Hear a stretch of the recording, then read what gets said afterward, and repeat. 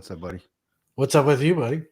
Oh man, just another day, another dollar, another taxed dollar, if I will. Yeah. Oh Even man. on a Sunday, I'm still working, so it is what it is. Living the dream. But yourself, how's your day? Pretty good. Pretty busy earlier. Had that emergency meeting. Well, I mean, you were there with Hmm. Yeah. Nick straightening some things out. Several mistakes made in the calculations. That's good. I mean, the community jumped in, was like, whoa, whoa. Yeah, it Something looks like the right here. questions were asked and and answers were given. So, Yeah. yeah, I thought it was pretty good. It was a good meeting. And then I also got the opportunity, and I thank them all for letting me join. I got the opportunity to be a part of the backers Oh meeting yeah, that they that's had right. with Nick. How So did how did that go?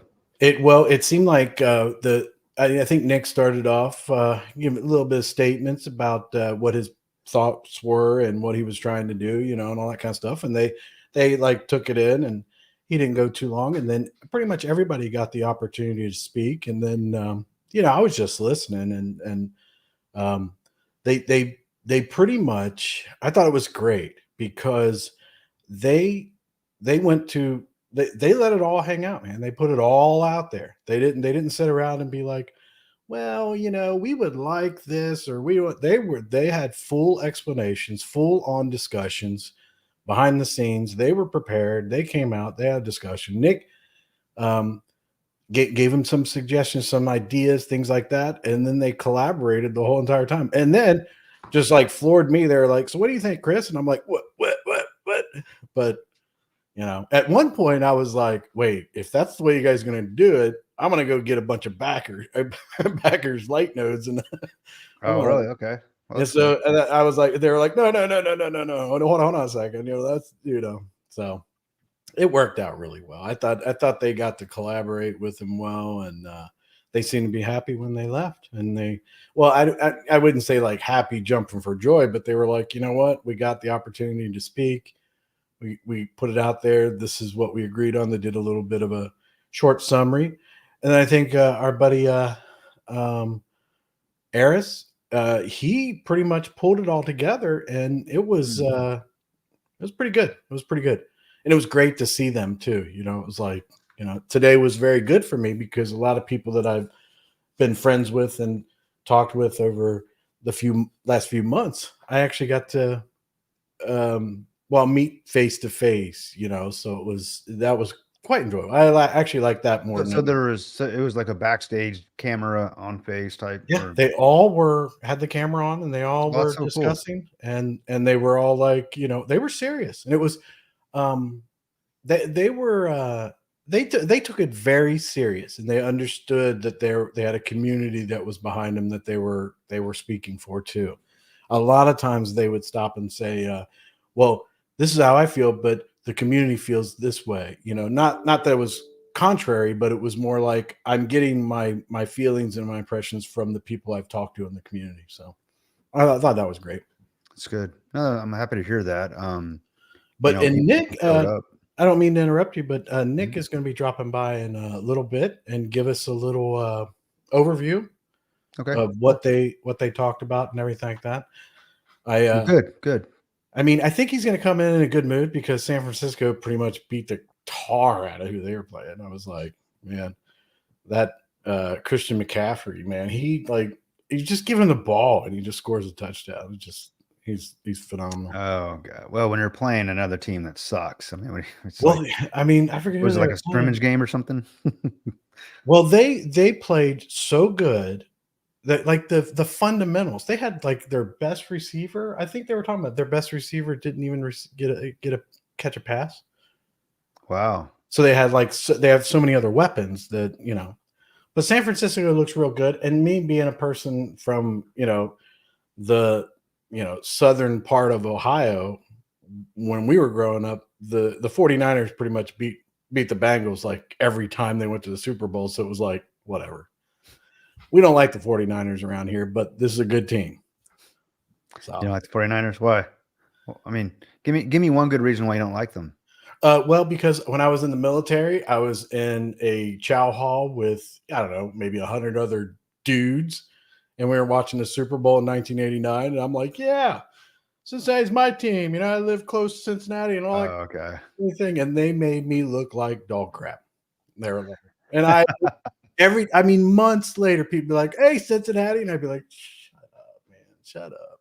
But So they let you down, so you just turn your back on them. So yeah, I it's did like that. 100%. Other than the, yeah, I didn't. I Yeah. won't even hesitate on that one. That's pretty funny. But other than the fact that there's a football player that played for the Bengals at the time. His name was Stanford Jennings, and I bet the guys. I was like, I bet you during this game, Stanford Jennings is going to run back a kickoff or a punt return for a touchdown, and it was like $20. It was a pot that was like $20, and sure enough, he did it, man. He You did it. did, huh? Yeah, so I got $20 out of it, and then about 10 years later, I met him. I ran into him somewhere, and I said, "Oh, no way, you're Stanford Jennings." He's like, "Yeah." I was like, "Listen, bud," I said, "I'm going to tell you a story, and I feel like I owe you." So I gave him $10. You gave him $10. Yeah, I was like, we'll split 50-50, man. I mean, I think that's fair, right? Is that fair? Yeah, that's He pretty did all the work. I did all the talking. So is that how that works? pretty much, yeah. You know, Yeah. it's funny that I watch people that love sports and football, specifically football, especially here, Texas. I mean, you got it out there. You got a bunch of tailgaters, but here, man, it's like, good God, it's like a lifestyle. You know, they go out and rent or buy huge trailers, have cook-offs, you know, and parking lots just to put a game that no one watches on the TV. You know what I mean? They got TVs Yeah. over, but it's cool. I mean, to watch everybody get together and stuff. But here in Texas, for the Texans, it's a waste of money because they've never delivered on anything. You know, Well, all the money. Dallas has been looking pretty good. You're talking about the Texans, though. Yeah, I'm talking about, yeah. Dallas Talking was about looking Texas. pretty good today, man. Yeah, they do that. You know, they'll show up and then they kind of just don't the next game or so. I mean, don't get me wrong; they used to be pretty good. You know, but Obviously, Jacko, you don't understand, but that Fiesta Bowl was the greatest triumph that Ohio State has ever had, and it was a fair contest. I don't want to hear anything from you. I don't know, but so listen to this, right? I gotta find Jason. I actually talked to Jason earlier today, but I gotta talk with him about it. He oh, wait a minute, let me check something here. Oh, I have to read that in a bit. So I got to give Jason. I want to do 2 segments on Sunday night. All right.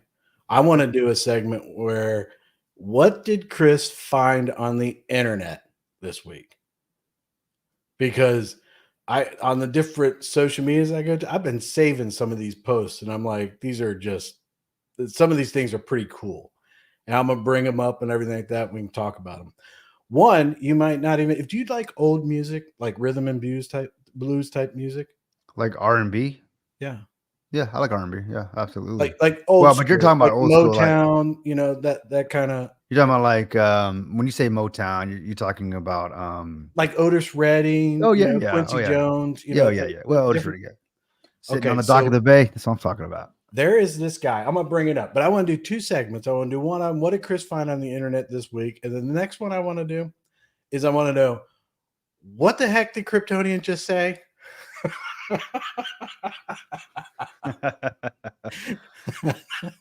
You're not ready for the truth, bro. That's what I'm saying. And I was like, Yeah, you know yeah. what? I got to be careful. Do we want to go So down much that stuff I rabbit want to hole? say that I can't. I'll get canceled. Yeah. I mean, I they come gotta after you, find you this. know. I'm Come not after you. that good. I'm not that good at internet stuff. So I want to find this because we do have what's up, Wait. Did Fowler? you just say not What's that good up? at you hear what's up? Do you hear this guy, Fowler? He says not that good at the internet stuff. 2 weeks, he's got 1,000 subs. Right.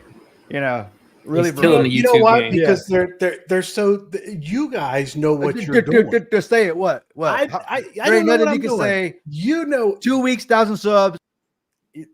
see, this is why we do this segment of what did Kryptonian just say? I'll just message you, brother. Nah, but I get what you're saying. Okay, hold on a second. So I got to figure out this. So we got to do this, and we got to see. I don't know how. You guys are going to have to help me on this Instagram, right? Because how do you start over a video? Instagram, I'm not sure. Yeah, I don't know how to do it. You talk about play. I think you have to let it run through. I don't think there might be like a restart. I don't know. You got to refresh the page. You're doing it off the browser, right? Yeah, it's a mess. It's tough to figure this out. All right, so I don't want to share the whole thing right now. Okay, all right. This is what I'm gonna do. I'm gonna try to do this one time. All right. Okay. This guy here. This guy he's a really really good singer. Now, I've seen this and I've went through a lot of his other posts and stuff like that. Evidently, he was on like American Idol, something like I don't know, one of those shows, and he was on Night at the Apollo with Steve Harvey, and he sings really well, and people don't even believe that it's his voice. So, but I went through a bunch of his stuff, and then he actually does it without the music and just sings it. So, I want to bring this guy up. These arms of mine, they are lonely. Do you hear this guy, man? Lonely and feeling blue. All right. Holy crap! These arms of mine. All right. So that guy, I mean, his name is Lamont Landers, and he's like his own band or whatever. But you go through his stuff, and if you like close your eyes, you seriously think like he is sitting in, like you're listening to the old school music. He got some soul in that. There's some soul in that. And these are songs that I grew up with and that I like. And then I'm like, this guy is fake. And then that's what I said. I just wanted to say. I'm like, it sounds like. Are we sure that's him singing? Yeah. Check this out. Okay, so I'll do a little bit more research while we're here. But so he goes. I mean, so Bobby Bones. He was on Bobby Bones and everything like that. But where is the one that he was at? I think this is it. You ready? I'll show you love for the Lamont Landers Band. This is Night at the Apollo.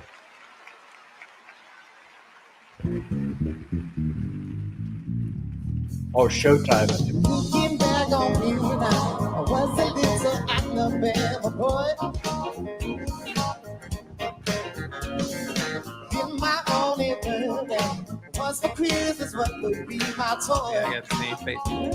Oh, even though sometimes when I get late, we were happy feeling, joy deep bring that was so please. Good, come back once more, why you don't see? Never have to go, I was so deep. I love Steve Harvey. I get up,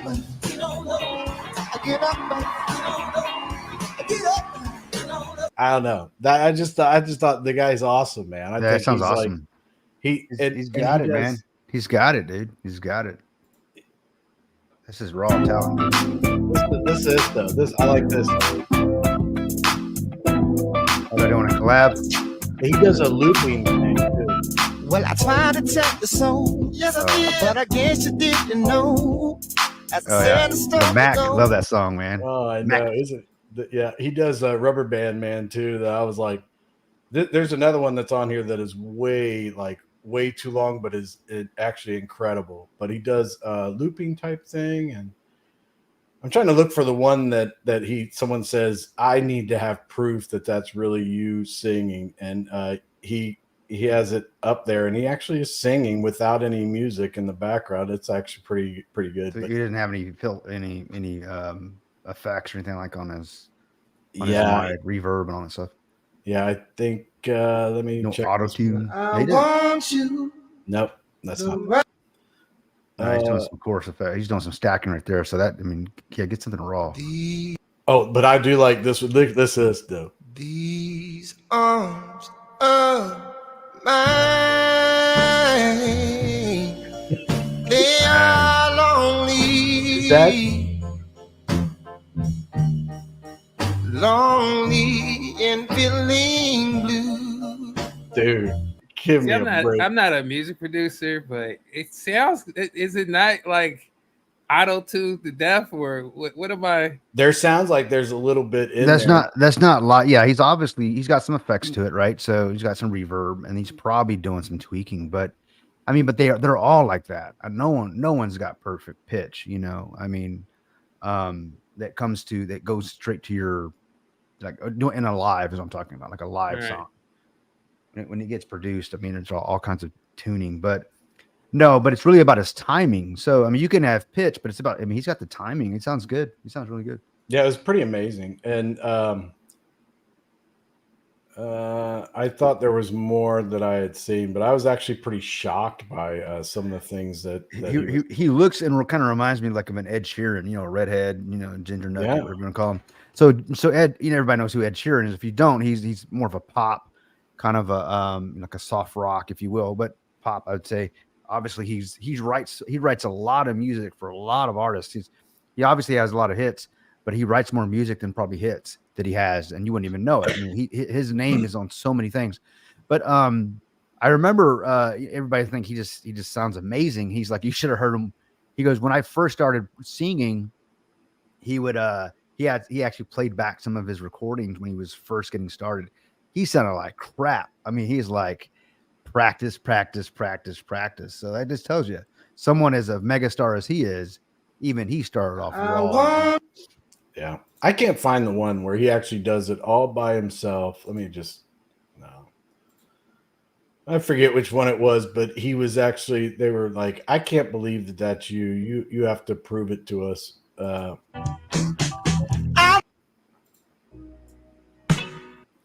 I don't know. I'll try to find it, but that was that's like my thing is that I found that this week and was like, oh my Lord. Biz says he looks like Buddy Holly. Yeah, it's Buddy Holly and Reincarnate, man. Yeah. Buddy Holly did it like what, in his 20s or something. Yeah. Yeah. I guess he looks like Buddy Holly. Yeah, for sure. Wouldn't it have been awesome to see him later on in life? I mean, Yeah. I really hate yeah. that. Yeah, we lost some great artists in that plane ride, man. The same one. I can't find it. Yeah. Anyway, and so I want you to listen to this one because this lady, I'm gonna remove this first so I can go find this. This lady is absolutely awesome, but you're gonna have to listen to her because of the fact now she's Irish and she explains words that they use in Ireland that you wouldn't be able to understand, and she is absolutely a sweetheart, man. And I'm a big fan of hers and everything like that. So check her out. You got to listen carefully because she does have an accent, and you don't even know what she's saying half the time. But she's laughing half the time too. So just one that you'll see of her.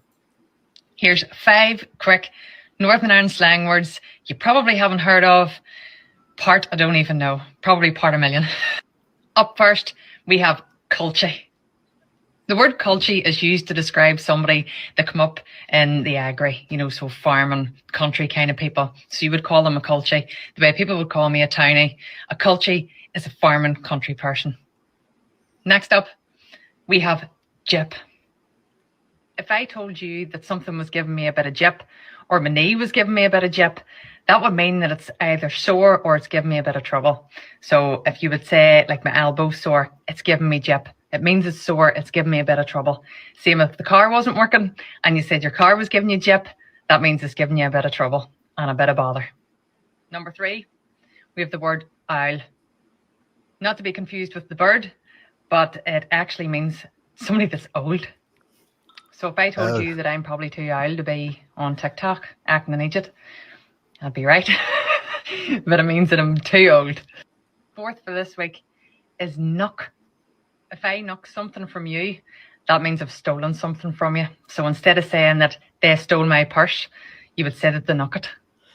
Last for this week is fag. A fag is a cigarette.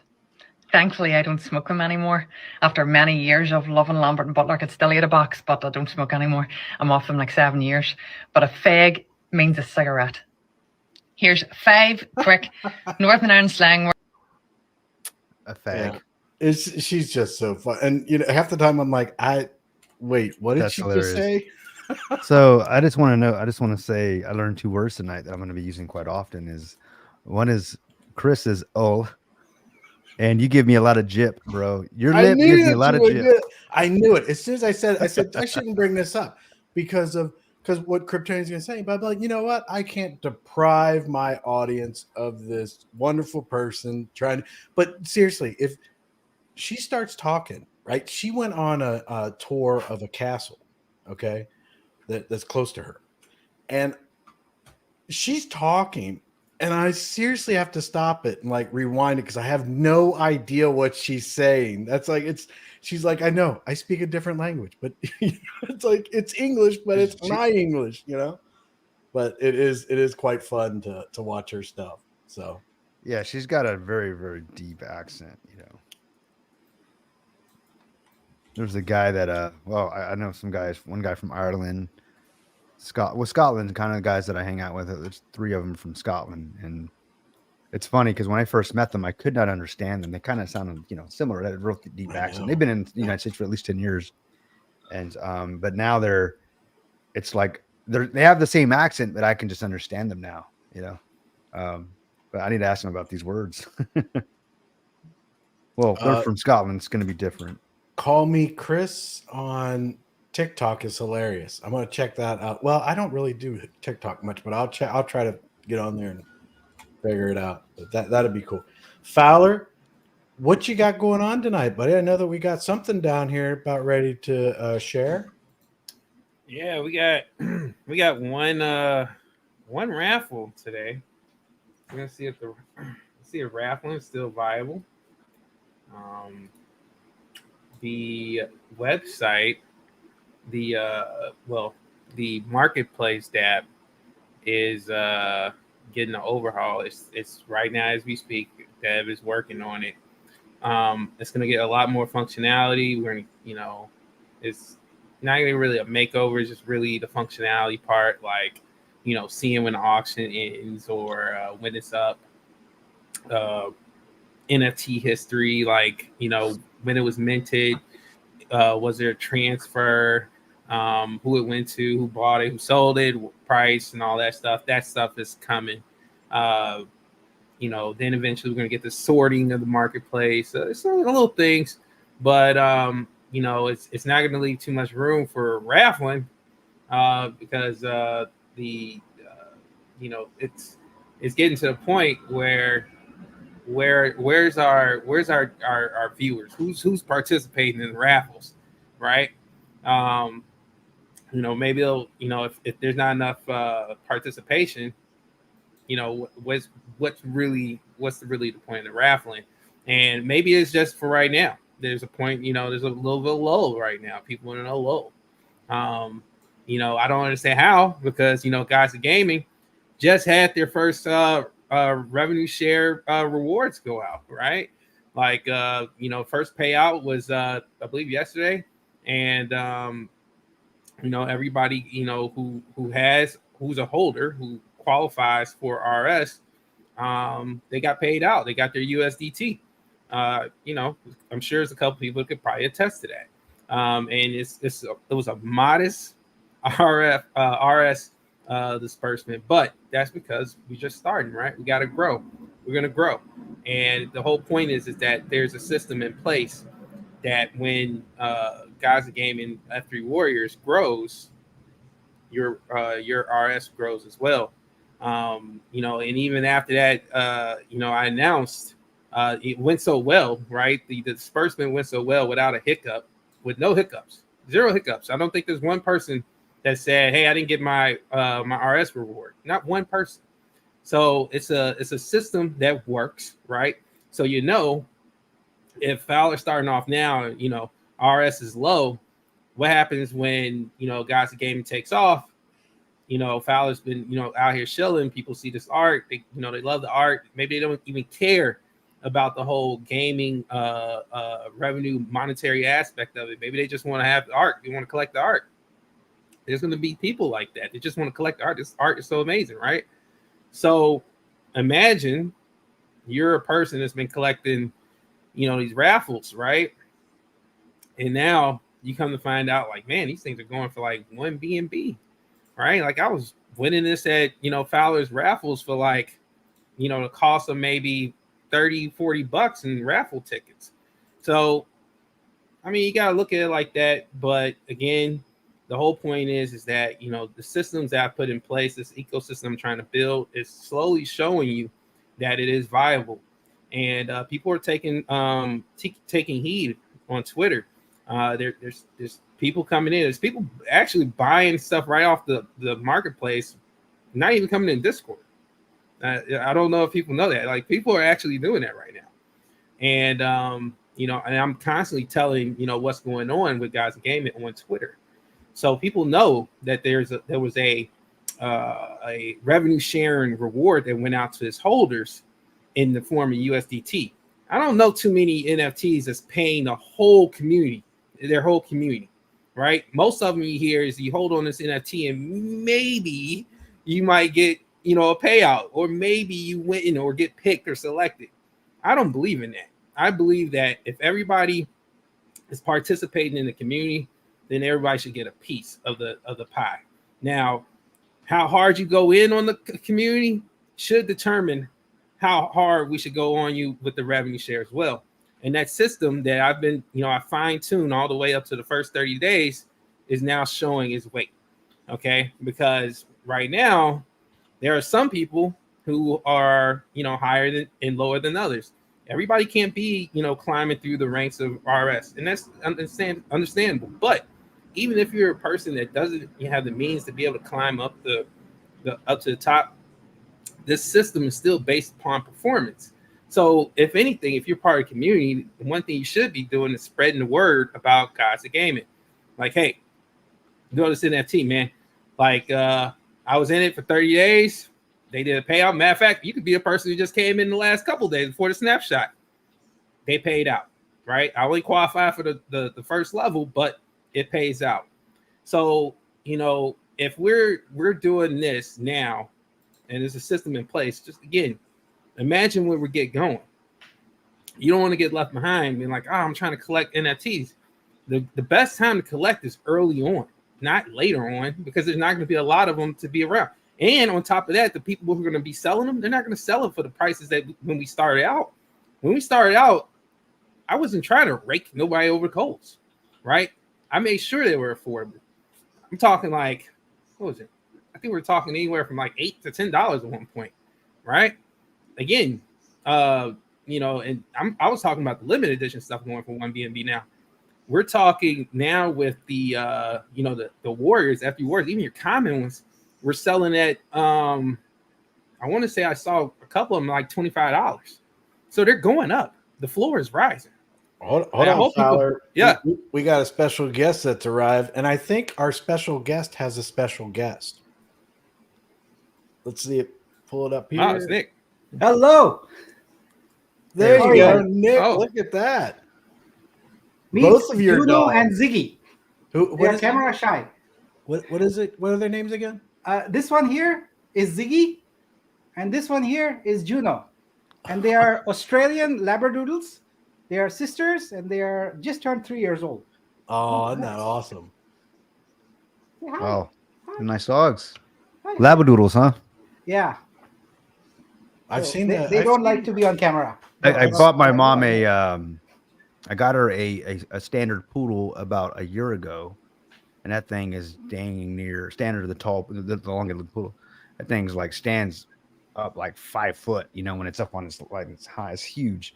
One of the smartest dogs there. She loves poodles, so she had some miniature poodles when I was a kid, so I got the opportunity to get her a standard. She loves it.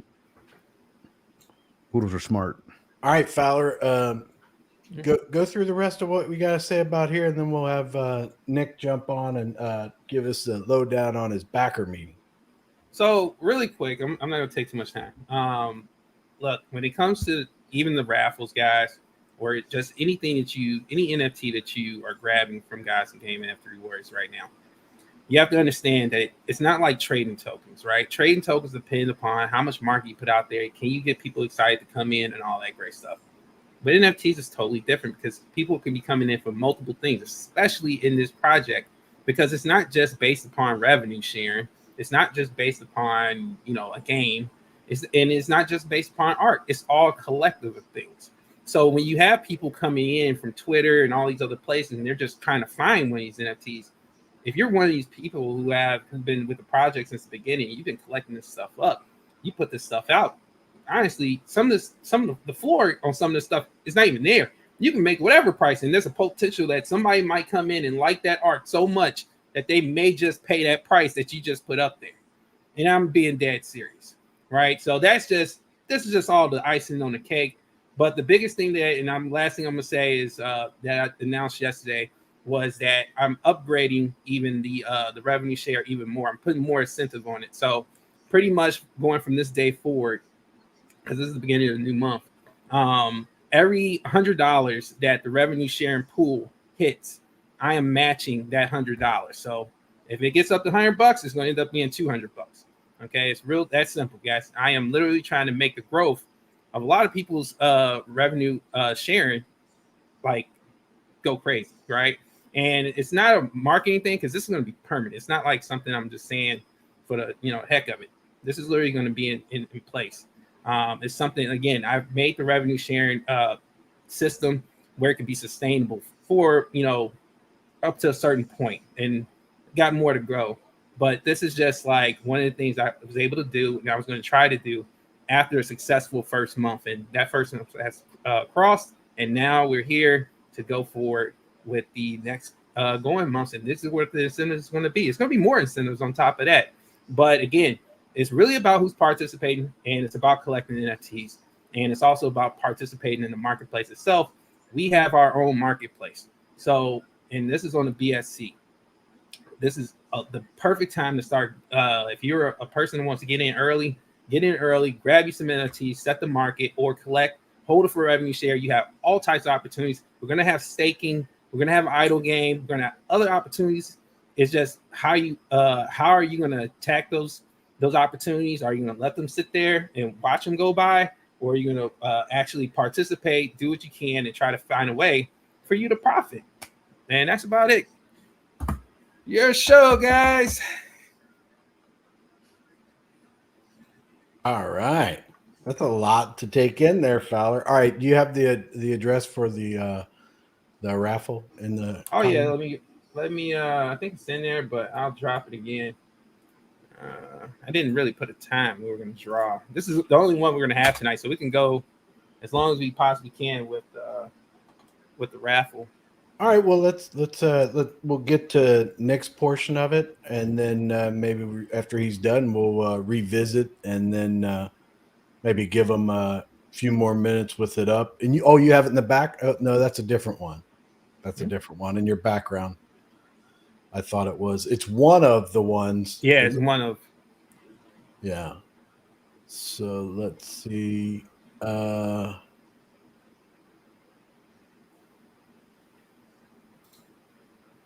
So Robert says, one of my new leader heroes of the future. My dad always said to listen and you'll find ways to prosper. That also includes listening to you guys also. That's cool. So I think JMass says, I heard they're from Austria, Selective Hearing. I don't think they're from Austria, JMass. Okay, so Robert, what does this mean?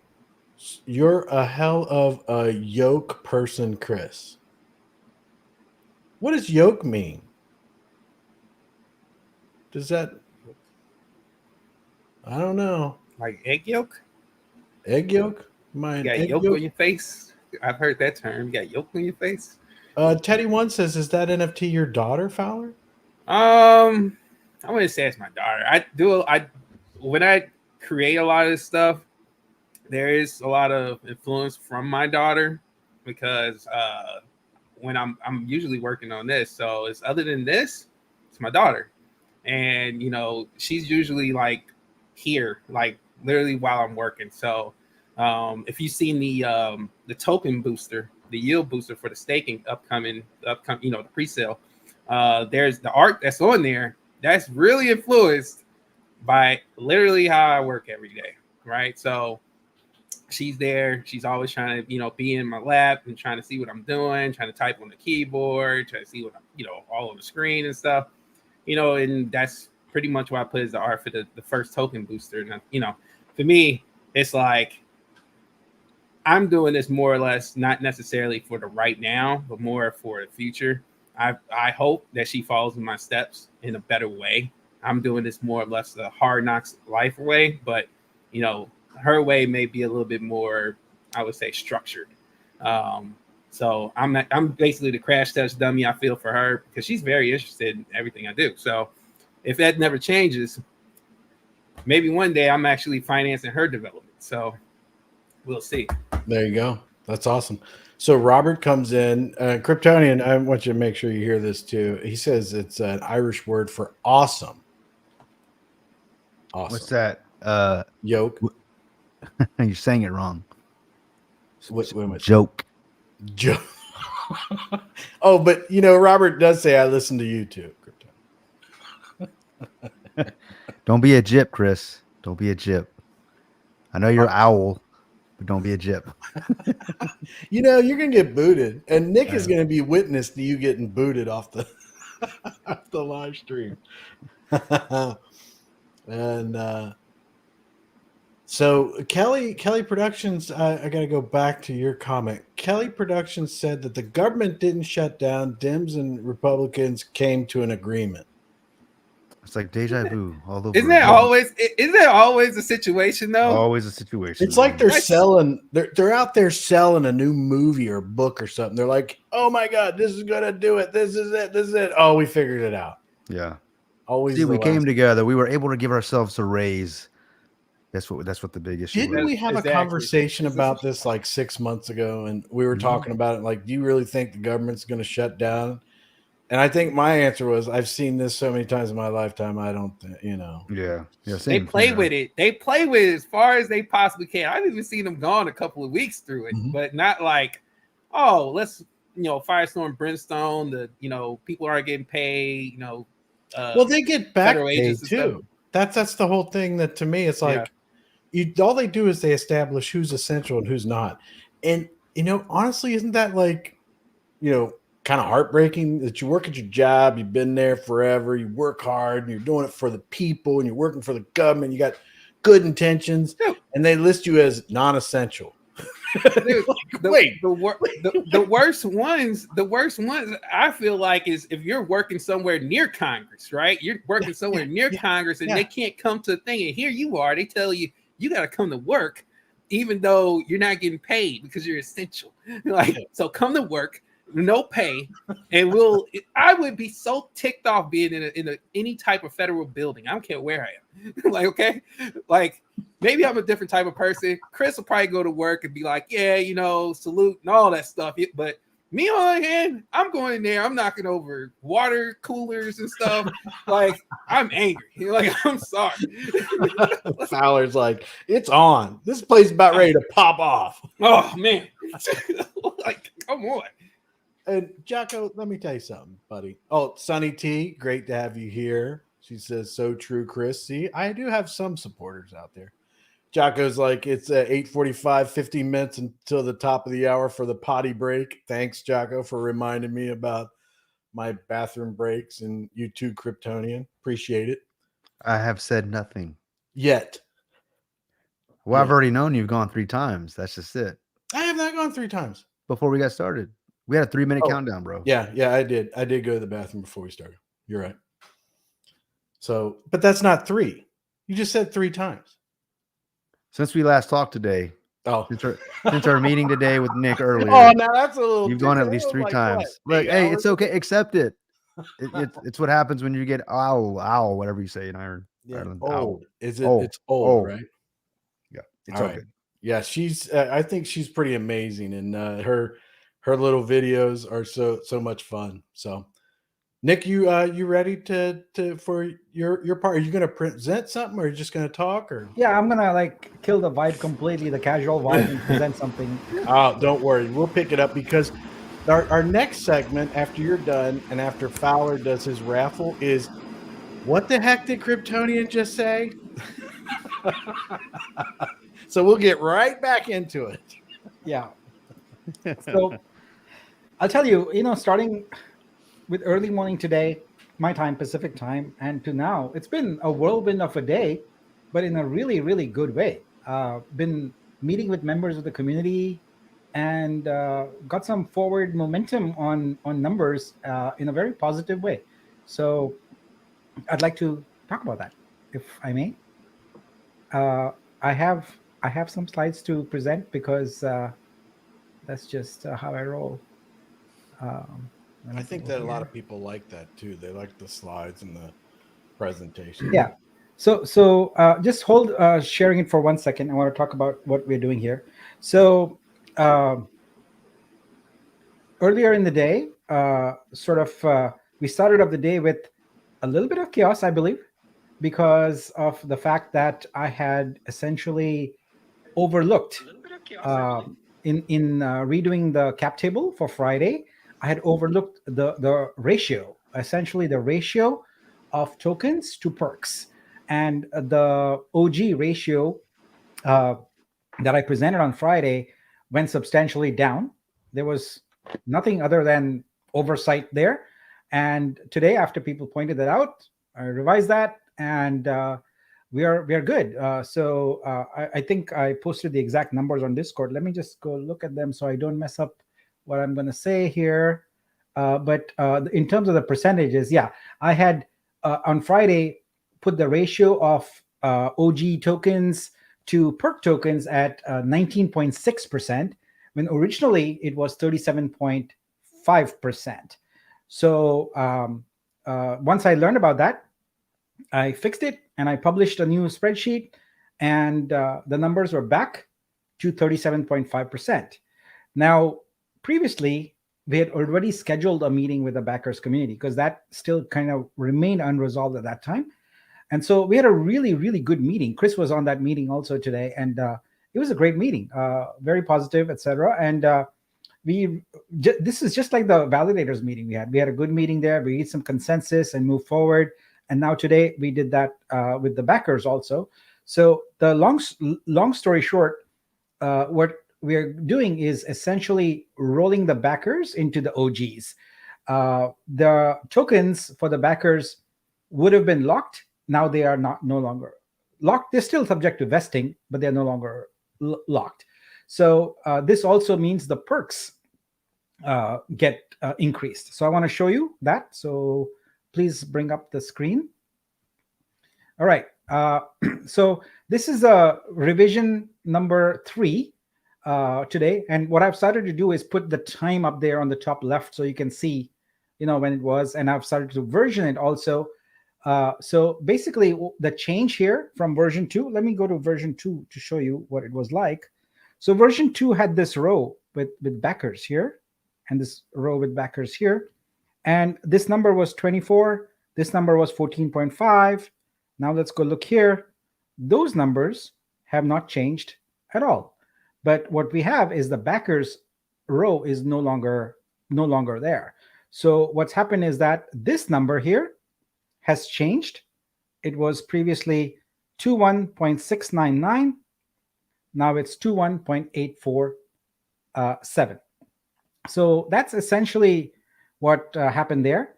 And this number, the OG perks number, went up. It went up from 9.6 to 9.85.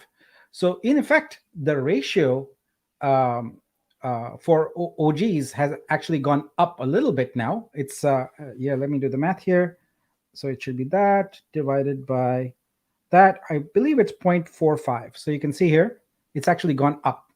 So anyway, this is basically the resolution. And the additional thing is that on the DAO council, which is a 9-seat council, it's going to be 5 council leads, one validator seat, one YouTuber seat, and now one backer representative seat also, and then one community at large seat. So that's your 9 DAO council. So that's basically what's going to happen.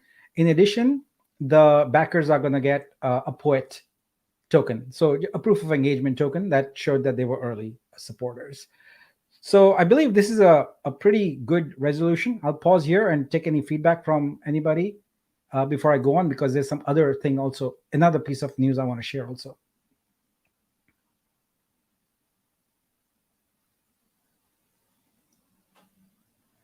But overall, this simplifies things for everybody, including the backers. They are now sort of essentially part of the OGs, and I think it's a good seamless sort of transition. All right, so it doesn't look like there's any questions there. So let me go on. All right, so the next thing we talked about is revenue share.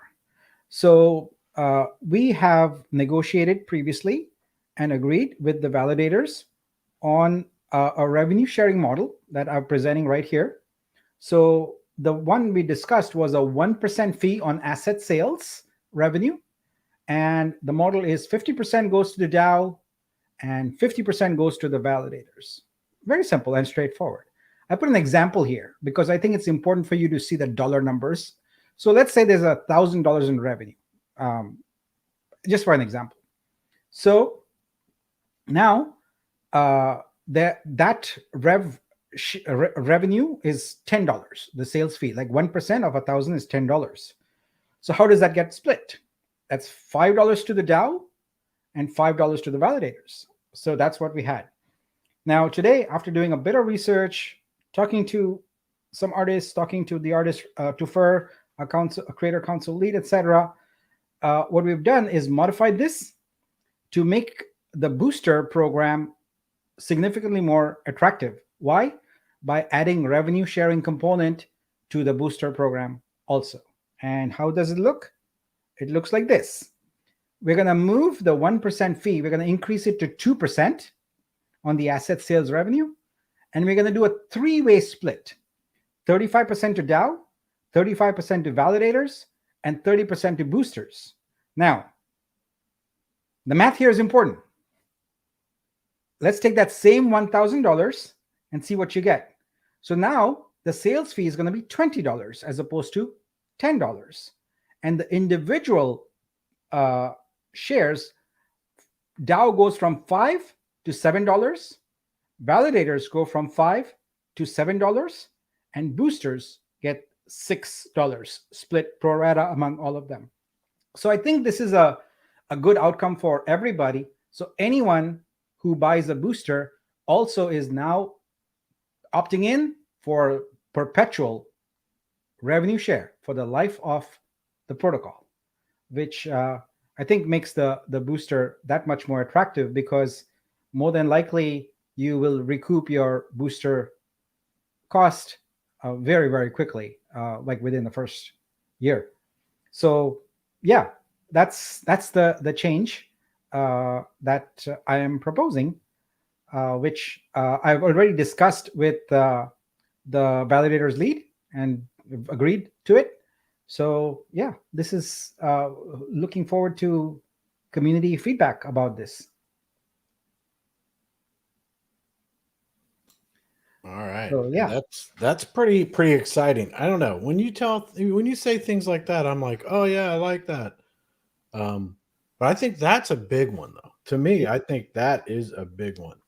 So there's an incentive for any of the boosters, even more now. Yep. So your booster, you get your tokens, etc. They will rebase. The plan is to do really well, so the price goes up. But you have two fronts, right? You've got, well, 3 fronts. You've got the rebasing, you've got the value of the token, which would vary based on the market. But here, this sales, that should be pretty constant growth as we grow the ecosystem out. This is all depending on our marketing. We continue to market. So if anyone wonders, like, why does a DAO need money? Well, someone's got to do the marketing. Someone's got to onboard all those creators and do all that. So that's what the capital is for. But that capital also increases everyone's rev share. And so the funds we are talking about there is straight up, additional capital. Yeah. Kryptonian, you got anything to say? You're looking, and are you thinking? I'm still thinking. I'm still looking at it. Okay. Yeah, I'm sorry. So this is what you guys went over to today after your backers meeting. This is what we've come up with, right? Yeah. So basically, when we left the backers meeting, it was with like, let's add a boosters rev share component to it. And so I took that as a challenge, and I worked through these numbers, looked at what the market will bear, and there is some room. And then talked to Baron, and we went through that, and we negotiated these numbers. So these are post-negotiation numbers. Understood. So they've been revised. Okay. But it's definitely, from the current to proposed, it's definitely drastically different, right? So it looks like it went from no hope to, okay, we've got something here that maybe I'm not going to be naive to think everybody's going to be happy with this. Areas is the best thing ever. So, but I think if it's anywhere along in the middle, I think is what's best, right? So we got to consider, we can't give away the farm essentially, before, we still have to, now this is all proposed, and this is all on the potential of we launching the chain, and it does well. If it's not doing well, none of this matters. It's just numbers on paper, right? So at the end of the day, so I like it. I like the proposal. Is there going to be, now you said this is proposed, is there going to be a final vote on this, or is this going to be? Well, no, when I say, all of these things are essentially subject to that vote we are doing on next week, right? So this is part of that. So Okay. That's why I say proposed on everything, because everything is subject to that one vote. And my goal is, look, let's not beat around the bush. If there's not a yes vote, then we are out of runway. I don't know what's going to happen then. Then it's like going to be really, really, really difficult. So I want to make sure that it's just like, in the US Senate and all of that, all the negotiations are done. So when the vote is done, it's just a formality. That's what I'm looking for here. Yeah. I've talked to all the constituents, etc. I need to address everything. So our vote is just a formality. I want to make sure that everyone is on board, and this is the time. If you have an issue with something, this is the time to bring it up. Fair enough. Yep. Biz asks, why is the validator highlighted green? Well, just draw attention to it. It's just creative coloring. What are you talking about? All right, we do have a few questions. And Garfield, I just want to say it is the other way around. Yul Brynner. So let it be written, so let it be done. But I get what you're saying. No, that's what Congress does. They do it and they write about it later. Yeah. So no, he's got that right, but it's actually should be let it be written, so that should be done. But all right, let me go find the that we had some legitimate questions. I starred them and then I stopped starring them because I was goofing off. I apologize. It is Sunday night. C Titch says, so backers still need to buy a booster to get 0.5 share. So as of right now, there is no backers.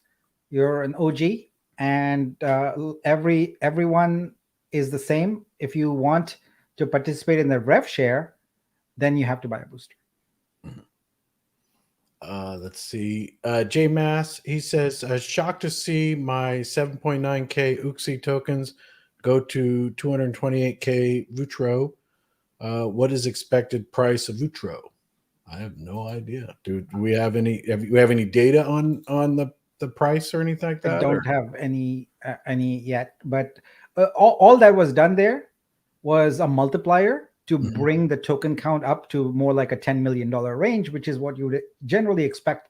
You don't want to have ERC20 tokens or VRC20 tokens, I guess in this case, be like, 100,000 or 200,000 or whatever. That's not sort of very crypto way to go about it. So I just Mhm. multiplied it. That's it. It's kind of think of it like a stock split. So I think Teddy won. I think this is answered, but I did star it. So the number of backers doesn't mean anything now. The revenue share is in the boosters itself, not in the backers with boosters.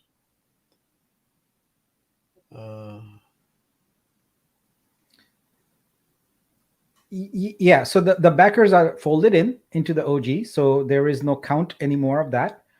And rev share is the boosters. Exactly. So if there are 5,000 boosters, then that's the rev share is divided among them. This 10,000 is divided among them. So yeah, but as the capital availability increases, it also affords us the ability to increase our runway, do better with marketing, and accelerate the scaling of this much faster. So we put that capital to use efficiently, and we can scale this up, and we can scale the revenue up faster. JMass comes in and says, I get it. Everything is relying on booster sales. Gives you a little handshake. All right. So he's happy. Sonny T, I'm on board. I really like that we are making adjustments that are benefiting all people. And as for validators, it's like we are getting 70% of 1% old plan. I believe it's 60% if my math is right. So it's 0.5 of 1% and compared to 0.35 of 2%. So I believe it's 60%. Let me just do the math here. 0.35 multiplied by 2. Yeah, no, you're right. 0.7. I was wrong. Sorry, you're correct on that. Yes. I mean, Sonny T's pretty damn smart now. So Yes. that's all I'm going to Yes, say. Sonny. No. Usually if she tells me something, I'm like, Bam. Yes. ma'am. I am wrong. I am so sorry. Krypton, you see that starred comment over there? You want to bring that up, or do you want to? You Oh, want yeah, to I'll talk? address it. Says, come on, Kryptonian, spit it out already. I can't. I don't waste whiskey. You got an issue, obviously. Say what's on your mind, not behind the scenes. No, I don't have any issues with this. I asked my questions, and he addressed them. So, and I think the only question, if I did have, was this going to come to a vote? And this is proposed, and I mean, none of this matters unless we've got liquidity, right? Unless so. It's just numbers. And that's So- what this is all about. This is Yeah. to make it very, very attractive for folks to step up. Again, it's Yeah, completely yeah. voluntary and completely optional. If you do nothing, you still have your tokens, you still have your rebasing, all of that kind of stuff. But we want to move this forward, and I can do it much more efficiently if we have the capital to do it. So Mhm. Yeah. So I have no issues with this. I understand why we're doing this, and so I agree with it. But thanks for watching my face, Bowling. I appreciate that. Thanks for paying attention. You're just concerned about what the next segment that we're going to have. No. I'm not at all. I mean, usually anything that comes out of your mouth doesn't matter. Be careful. So Kelly Production brings up a very interesting statement here. He says, wait a minute, is this the real JMass, as in real one, all 50 of them? JMass has some alts now. I just sometimes I'm like, is this really you, buddy? So C Titch.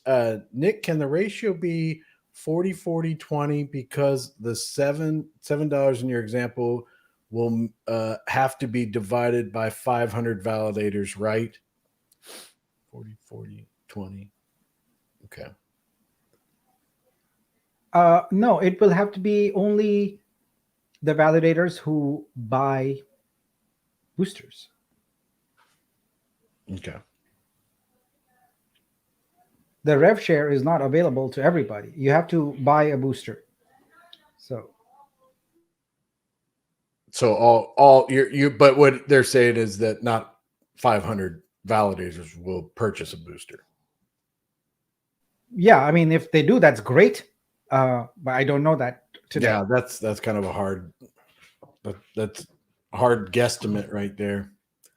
I mean, there might be a lot that do it, but to get to 500, I would be surprised.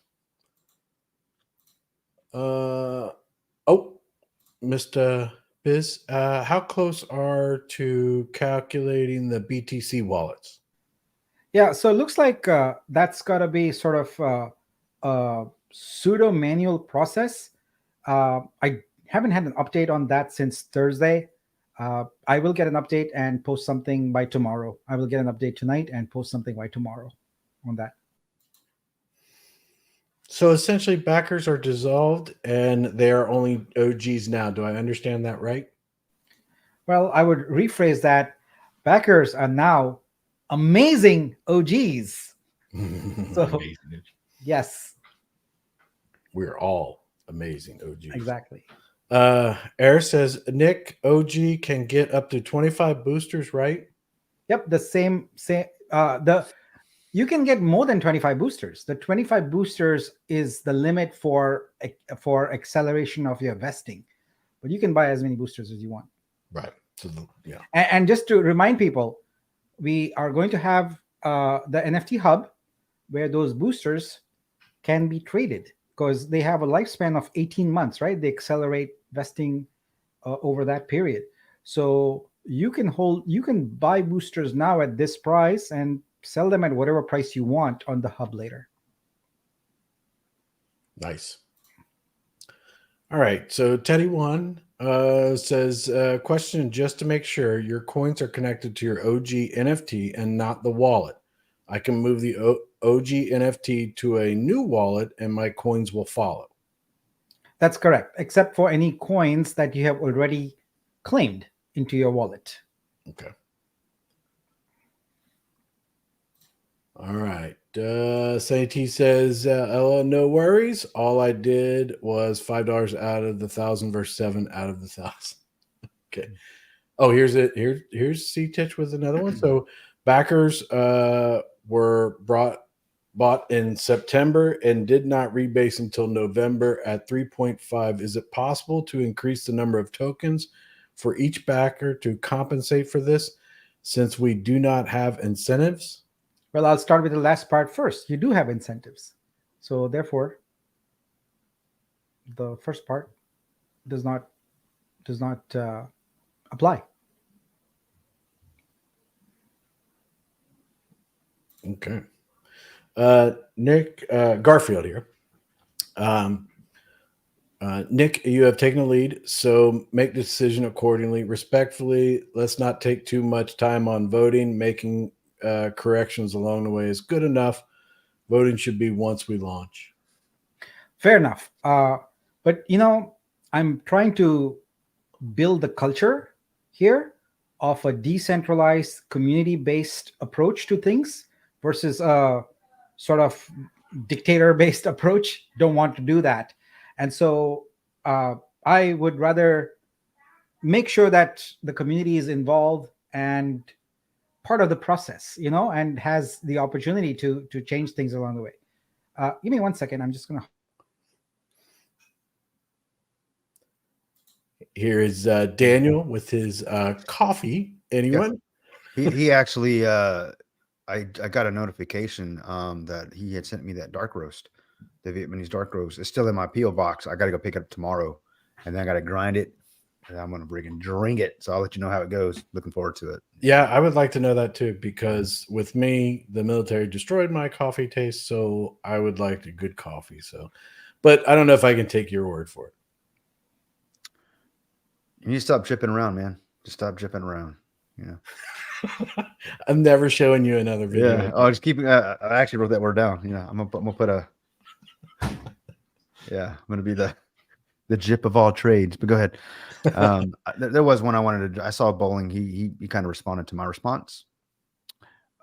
Quickly. It was right after Daniel's. But you just look over concerned and not happy about something, which is curious. I appreciate it. No, no, you're right. I am concerned. Definitely happy. I'm always blessed and I'm always doing better than I deserve. But as far as overly concerned, I would say, of course I am. As Nick has said, we're running out of time here. So we've got to make some decisions to make this thing happen. And if we don't take action on something, then nothing's going to happen. Not to say that we've got a metaphorical gun to our head, and you need to act or else. But I mean, we've got some great plans laid out before us, and I'm hoping for the best. It's a far cry from what we've had, paper on purpose. So my concern is that nothing happens. So I guess to be quite honest, and I want something to happen. I want this thing to do well for all of us. I want the community to be made whole. In fact, I want this project to do so well that people look differently at DeFi, because the last 2 years have just been horrible. A bunch of scams, all this crap coming out. So I want to bring something that changes the narrative, that brings hope back into why I even got into crypto. So, but thanks, Bolin. I appreciate that, man. Oh, Daniel's got a nice. This is so. One of the guys in my office that just retired was in the military for a long time. He loves the coffee completely black and says it's very smooth. Is that the dark roast that you got? Oh, is yeah. that the same one? Yeah. I might have love to go dark check roast, that man. out. That's how, when I went to Japan, that's the only way I drank it. That's the first time I ever had coffee with it when I was up there. And I've been searching for that perfect taste ever since. It's just how it is. First time, this coffee's supposed to taste like this, and then you get to America and you taste like Starbucks. Tastes like burnt. Listen, I don't want to knock Starbucks because I know people like it, but I think it's terrible. Every time I taste it, I'm like, this is not. I had some Dunkins this morning when we were on that meeting today. Or, for me, it was like 10 in the morning or so. I had me some Dunkin' Donuts coffee. That's better, much better. Dunkin' Donuts. I did too. I like Dunkin' Donuts. Better than Starbucks, but yeah, that's usually my daughters are usually they fight back and forth about what's the best coffee. But Nick, are you ready for a couple more questions? Yeah, but then I have to wrap up because I left a family event to come here for this, and I need to head back to it. Okay, So, I got. let's when do are you it. going to learn, Nick? You don't do that. Yeah, really, Nick. We take you for everything. We just got 3 more start questions, and and I think one of them is actually, well, no, they're all questions. So here we go. I Fly a Bus says, Nick, sorry to ask off topic, but I have asked multiple times with no answer in the Discord. If my wallet amount is correct, do you still have to do BTC verification? I would suspect no. Yeah, I think that's correct. I think we only need to do the verification. Well, first of all, I'm perplexed that your wallet amount is correct. That is because the BTC are all one or nothing. So all or nothing, rather. But if it is correct, then yeah, you don't need to do anything. But if your wallet is not present, which I suspect it isn't for the 122 or so, then you would need to do that. And the verification we're talking about is very simple. We'll essentially have you sign a transaction with the wallet address you want. That's what we are thinking right now. And if that works, then we know you're the owner of the wallet, and we're good to go. Nice. Next question is from Bump. Lightnode's bought in at 350 and lost rebases for 2 months. And OG sacrificed at 78, but we are grouped at 1-to-1 in the pool.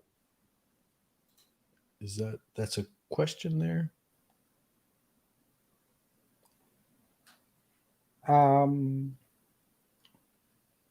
Well,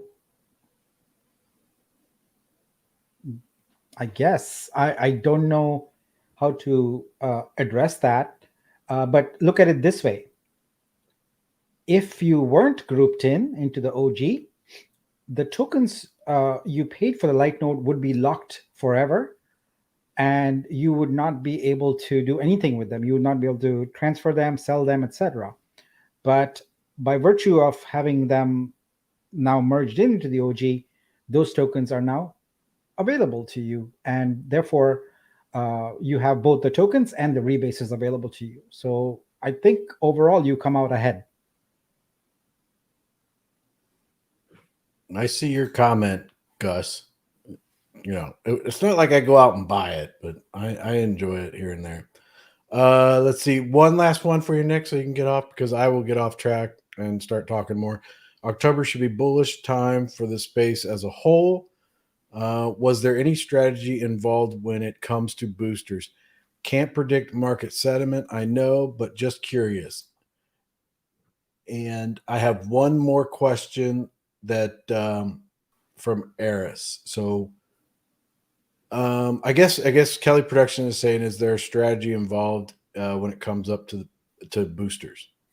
Yeah, I mean, we basically plan on doing a marketing campaign around them, both internally, meaning to our community, and also externally at large, because and we intend to do it in sort of waves, if you will, right? We first do the community, and we get a foundation, and then from that foundation, we can then go on to other mid-sized to investors, institutional, small institutional investors, and get them. That's what those super boosters are really targeting. Like on the low end, the super boosters are like 25K, but on the higher end, they're 250K. So that would be any sort of seed stage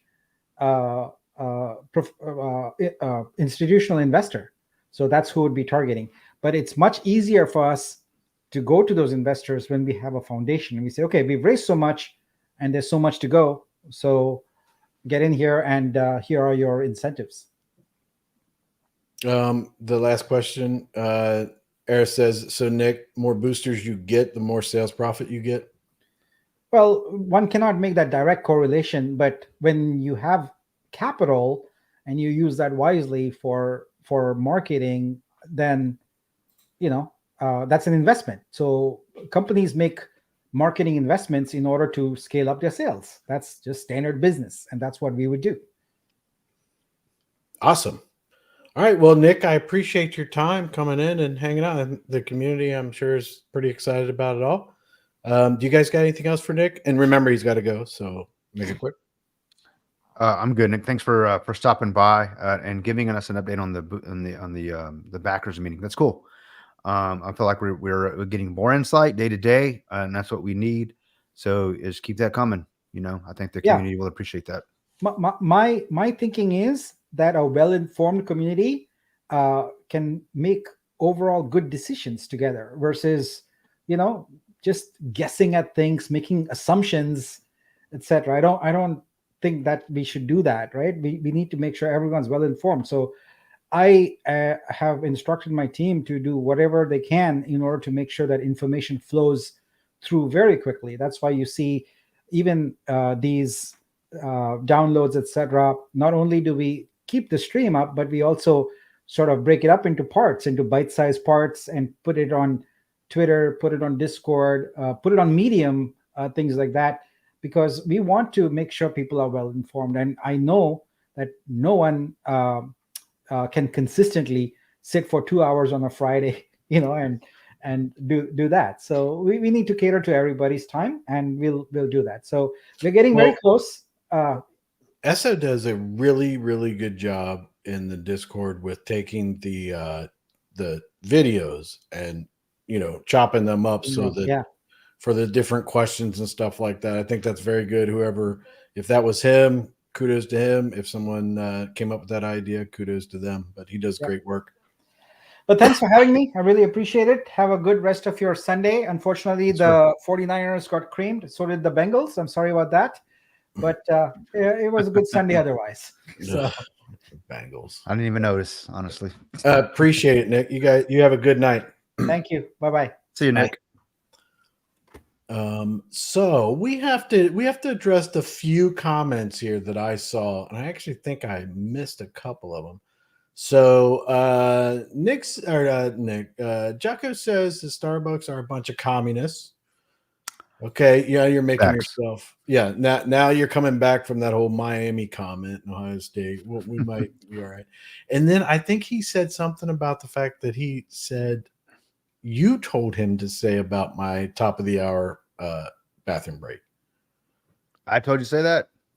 Jocko said, I think he said that I'd have to go look for it, but I think he said, it's not me, man. Kryptonian told me to say that. And I was like, what? I probably did. Sorry. I probably messaged him because, we talk about you all the time back, like in Discord.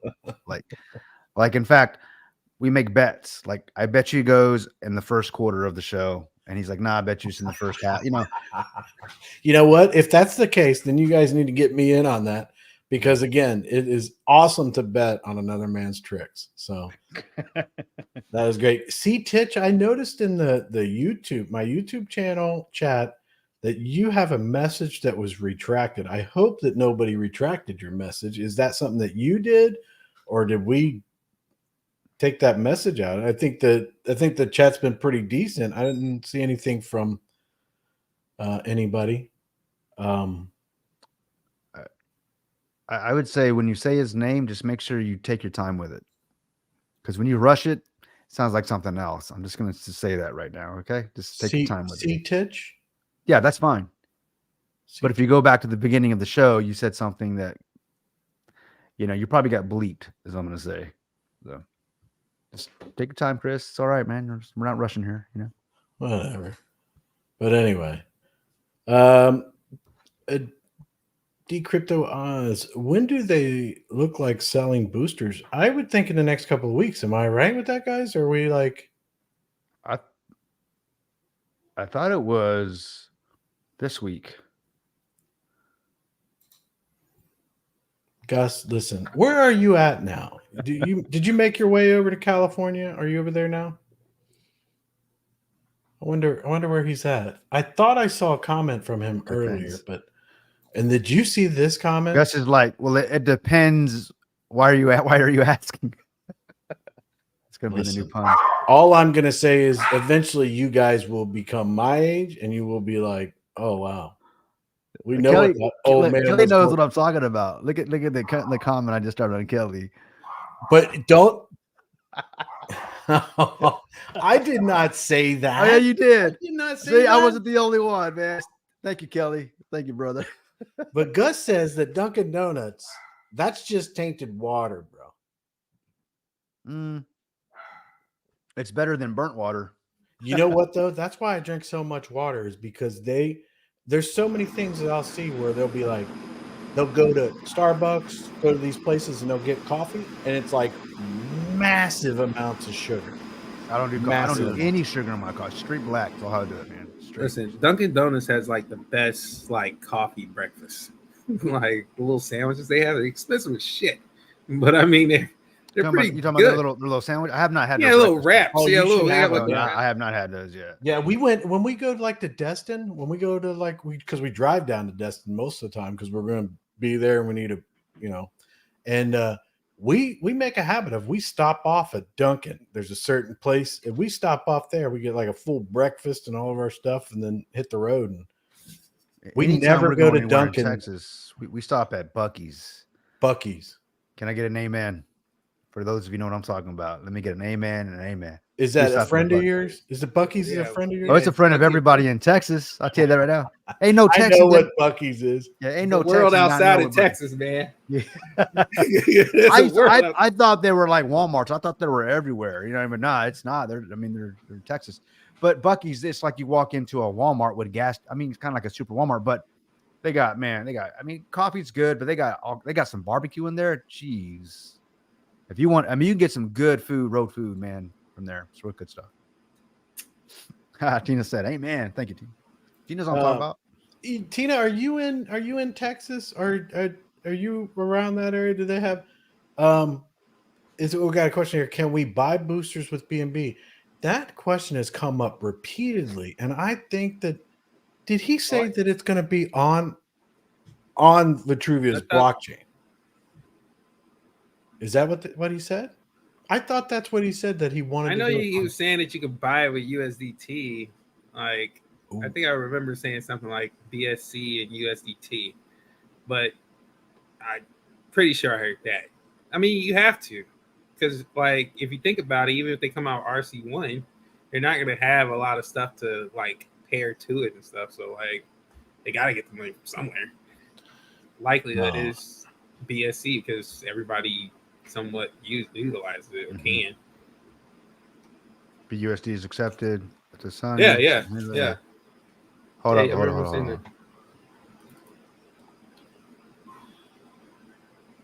does Rick gonna say? He says Buc-ee's statue is real life save point for road trips. There it is, man.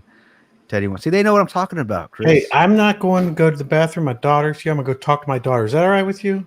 Is that okay with you? Right. He's gonna. Is that the new code? I gotta go talk to my daughter.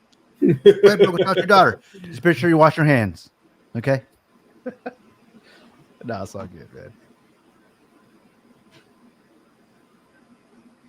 He's like, I gotta go to the bathroom. I can't. He's like, I don't want to go to the bathroom. Let me talk for him. I don't want to bring me the jug. Bring me the jug. Okay. I just went with the funnel. Bring me the jug with the funnel. What's up, dude? Hey, what's going on? We're just giving him a hard time. You thought I was lying. No. When have you ever You just lied? said that. You said that's going to be the new thing. He was like, hey, we need But you. why are you talking about the I past? need you to sit in a Why chair. you always gotta bring up the past, man? Right in front of my dog. You're like, what? I didn't say, what are you talking about? There's people watching that. We're just concerned. We're just concerned about your dad. That's all. I mean, he sits there all day. He's like, playing hey, games. look, I gotta go to the bathroom, but I can't go to the bathroom and leave the chair open. So I need you to sit down and act like I had to go with emergency. Tell the whole story. That's why he muted. You don't want my daughter to sit down here. She'll straighten us all out. No time at all. You'll be like, I have daughters, and you're right, they will. So. Yeah, they allow us to do this. Yeah, I went to the range with my daughter today. It was a good day. Good. Thanks for bringing that up. This one's gonna be like, when are we going to the range? She's always. Yeah, what's up with that, Chris? Yeah, I know. Wow, I'm disappointed in you. Do you hear? She said, "I like Fowler's background."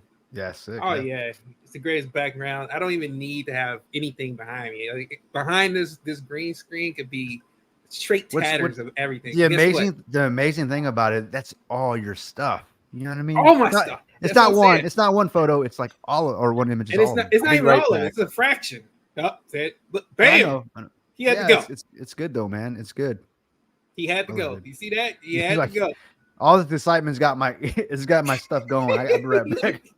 My kidneys started to jiggle. Like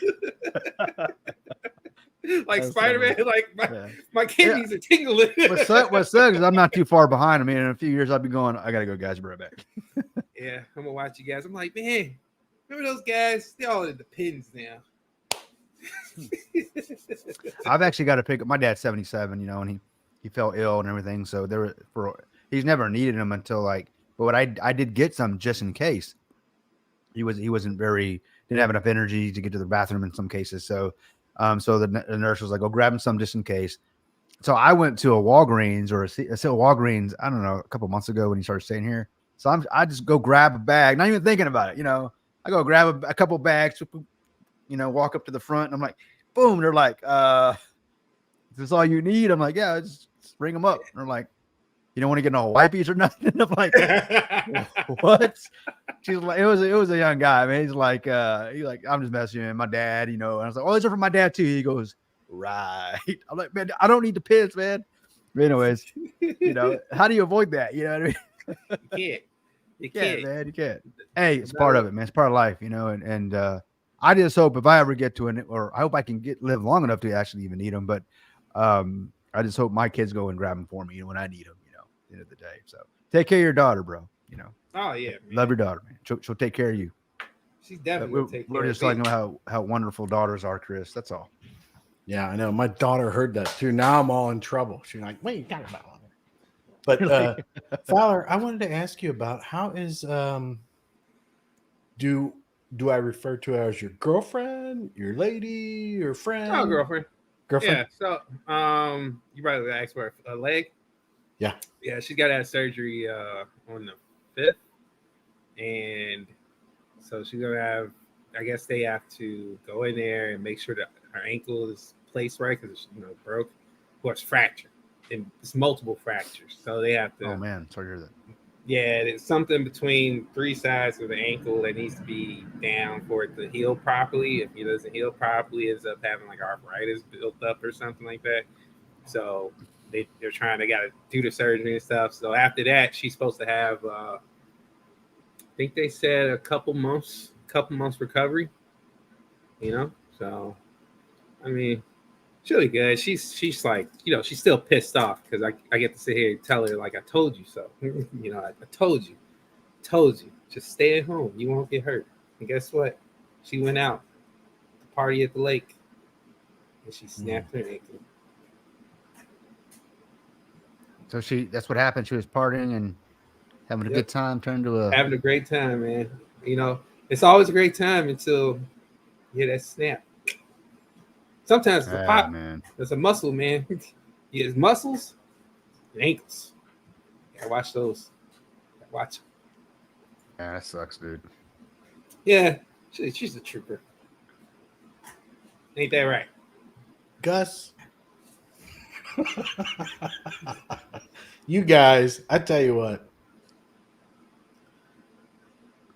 Hey, Jaco, I got your message, man, but you must be in the car because I got that screenshot and I see us on there.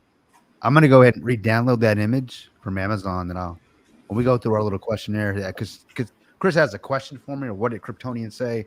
I'll bring up this image, and we'll see what he has to say about that. So, what image? Why are you talking he about just took a me? screenshot of us. That's all. Like, it was, you got a funny look on your face. I have a funny look on my face. Yeah, in fact, you know what? I'll just leave it as is. Yeah. So what we got here? What do we got here, Jocko? This is what you said to me. So we're concerned about a football game that we obviously beat the tar out of you guys that happened 20 years ago. So they got an actual shirt, and Jocko still has it, and it looks brand new, actually. It's actually pretty wow. good. Thanks, Brady. So that's what Jocko sent me. So I guess he sent me something similar, I guess, Yeah, I guess. So you wanna segue into that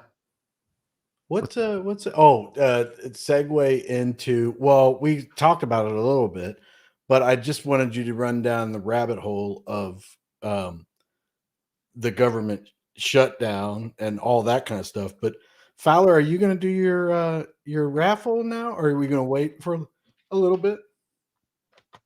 He might have had to go to the bathroom. Yeah, he went to go TT. So what's this, J-Mass? I've gotten bombed by a trucker. I don't know what that means. No, I'm here. I'm playing helper right now.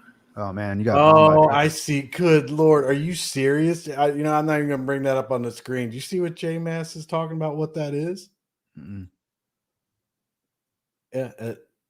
Go look at his thing. I'd never heard of such a thing, man. That's crazy. You know what? I'll bring it up on the screen anyway. People can read it.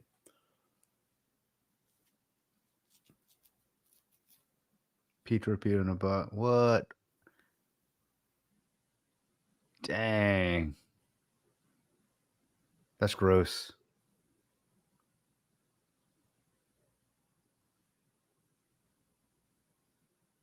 Like, are we having a moment of silence for J Mass? What's going on here?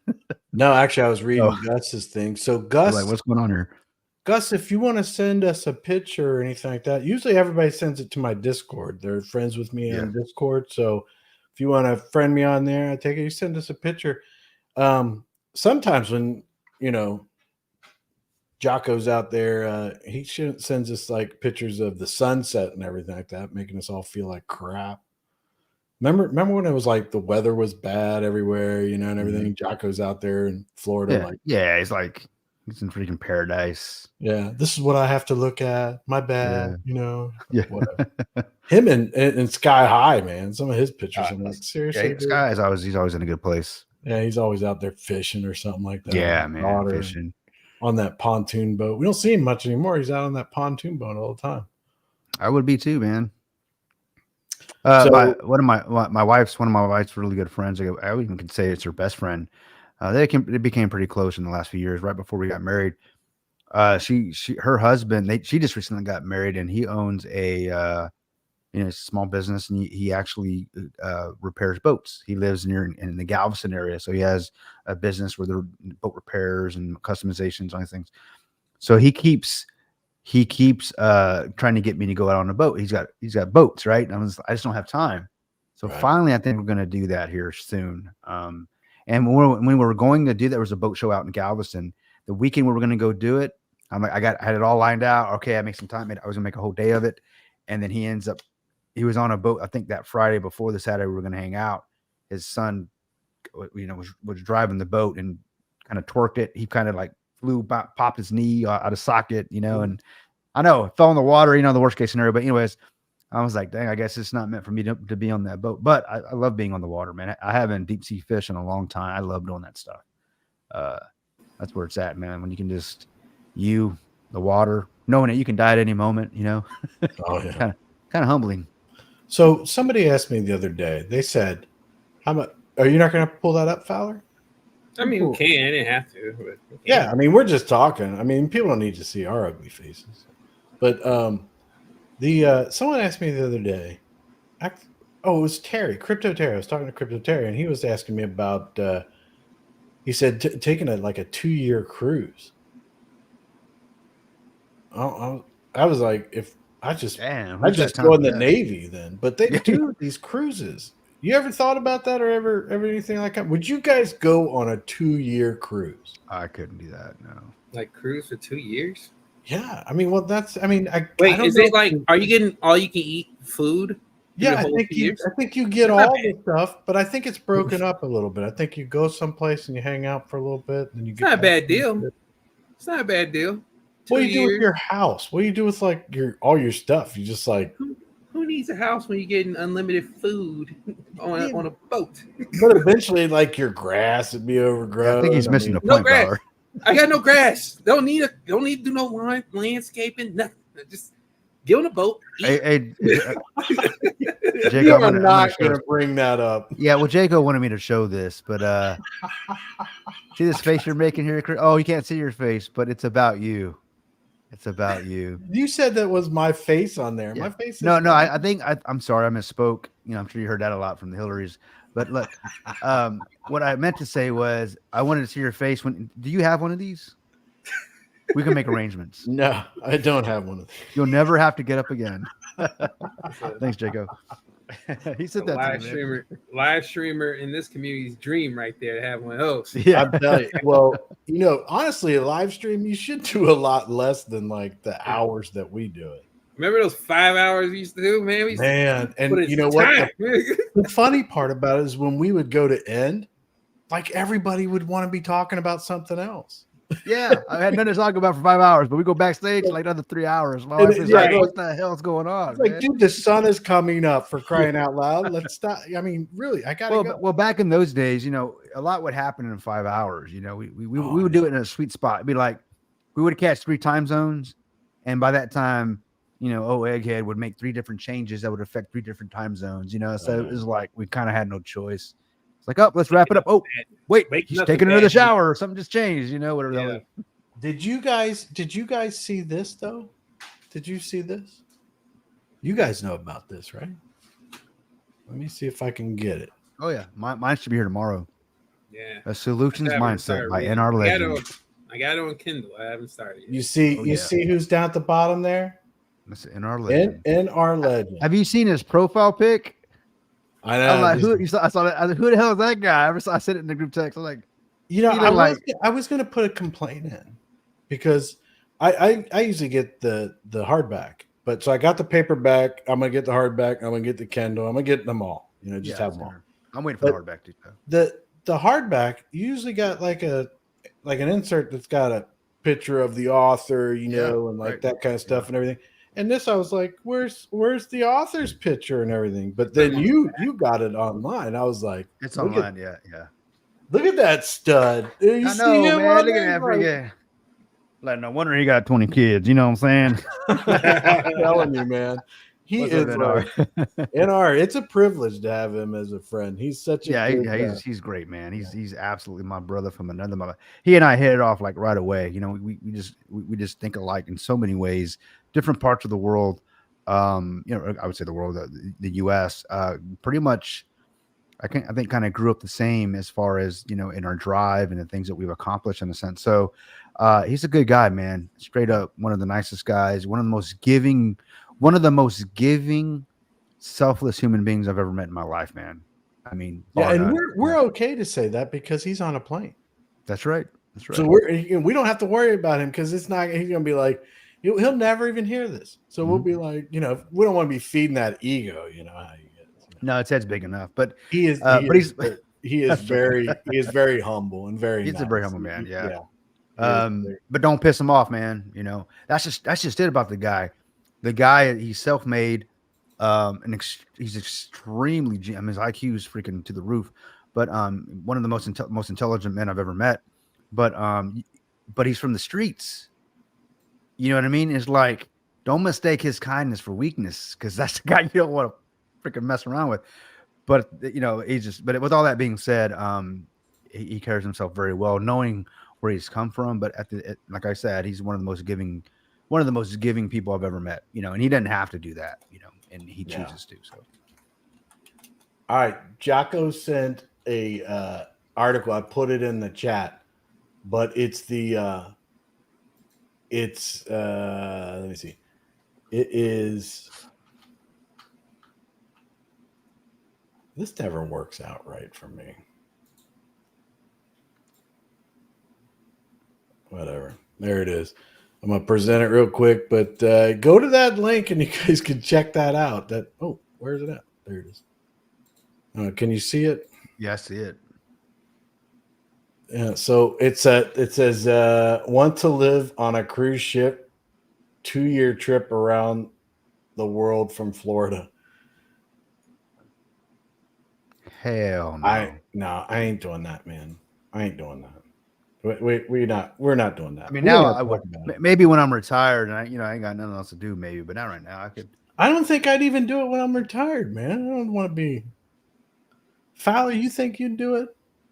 Now, do I my I share could the do boat with others? it- I could do it without like being retired. I could see myself. I mean, they got internet on the boat, right? Like I No. can see myself on that. Oh, not the kind of internet you think they got. Oh no, I've been on a cruise boat. Like they've had like internet's not greatest. I mean, Yeah, but yeah, but you ain't gonna be you streaming got live. enough. Yeah. Right. I'm Well, not gonna you be on here like, hey guys, I'm on a cruise boat. Da, da, da, da. No, I'm not gonna do that. But like I can Like on send the love files. boat. Right. I can send my NFT files from the boat. Man, that just changed everything. You know what? You remember that show, Chris? I know you remember that show. Man. Oh, hell yeah. I remember that show.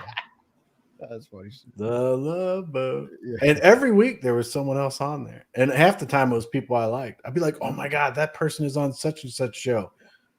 It's like all they the had a lot actors, of cameos on that show. yeah, they just to like rotate and stuff like Yeah, that. Then it was then smart, they it was what smart. what and then the show right after that was Fantasy Island with Yeah. Ricardo Montalban. The plane, boss, the plane. Yeah, I Yeah. remember that one. That was a weird show, but yeah, I get it. It got kind of weird at the end because he had like superpowers or something. Yeah, he turned out to be like a demon or something. Whatever. What the No. heck? No, I was like, yeah, it was not what I expected. But my mom used to watch those shows all the time, or my dad. So I mean, of course, I got forced to watch them. We had like one television. Thanks to my dad, we had one television. So, what's funny now, he stays with me. He's downstairs, and I have him in a room at the front of the house, and he watches all the stuff I grew up watching. He's just rewatching it all. You know, he's enjoying his time, and you know, we take care of him. So it's just a reminiscing of all. I'm like, wow. I mean, like I haven't lived with him since I was 18, and it's like I'm back to living with him again. And so, obviously, but it's cool, man, because the shows were cool. You know, he's watching right now. He went through the whole the All in the Family series, like 7-8 seasons. I just hear him laughing his butt off. And now he likes the Carol O'Connor, which is the actor that played Archie Bunker in it. Now he's watching In the Heat of the Night. In the Heat of the Night, yeah. Now he's on those series. And I mean, I just remember it's like he's doing the exact same thing he did when I was living with him as a kid. You know, which is cool. You know? Yeah, it's cool. That's a lot of fun. There's a lot of good memories, a lot of those shows and stuff like that. I mean, that when I was a kid. So, first off, let's go back to Dan. Daniel says, "I assume they are working on the cruise ship. Would you be work? Has anybody read the article? Oh, so that's a job posting. Okay, that makes sense. Oh yeah. That makes sense. It's So like, what yeah, would but you live do here on for that, 2 Dave? years. Now get to the kitchen. Go make some beds. Right. That's very good. Now, if you ask me, can I work on a cruise ship for 2 years? No, I don't think so. Yeah, working yeah.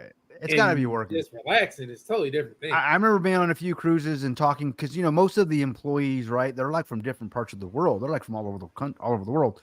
And that makes sense because they're like, how long have you been working for Carnival? Oh, this is a year and a half or something, a year. Like, damn, you've been on a boat for a year. That makes sense to me, you know? You know what? Oh, yeah. He I love the Jeffersons. God, Man, I damn, love the those Jeffersons, shows, bro. I too. love the Jeffersons. I love And all Stanford the and Sons. Red yeah, Fox. Sanford and Sons, is- dude. Those were the I shows, love, man. I love him, man. Man, He my had- dad's gonna be watching the Jeffersons next, man. I love the Jeffersons. I love the Jeffersons because George Jefferson, man, he didn't have any chill, but He had no filter, bro. That's what I'm but talking about. Red man. Fox, man, and Sanford Yeah, Son, Red Fox, he Red had no chill ever, Yeah, man. yeah. He was like, he would say anything, anywhere, and you know what? Everything he was funny, he man. He's a said, great comedian, man. yeah, it was great. It was great.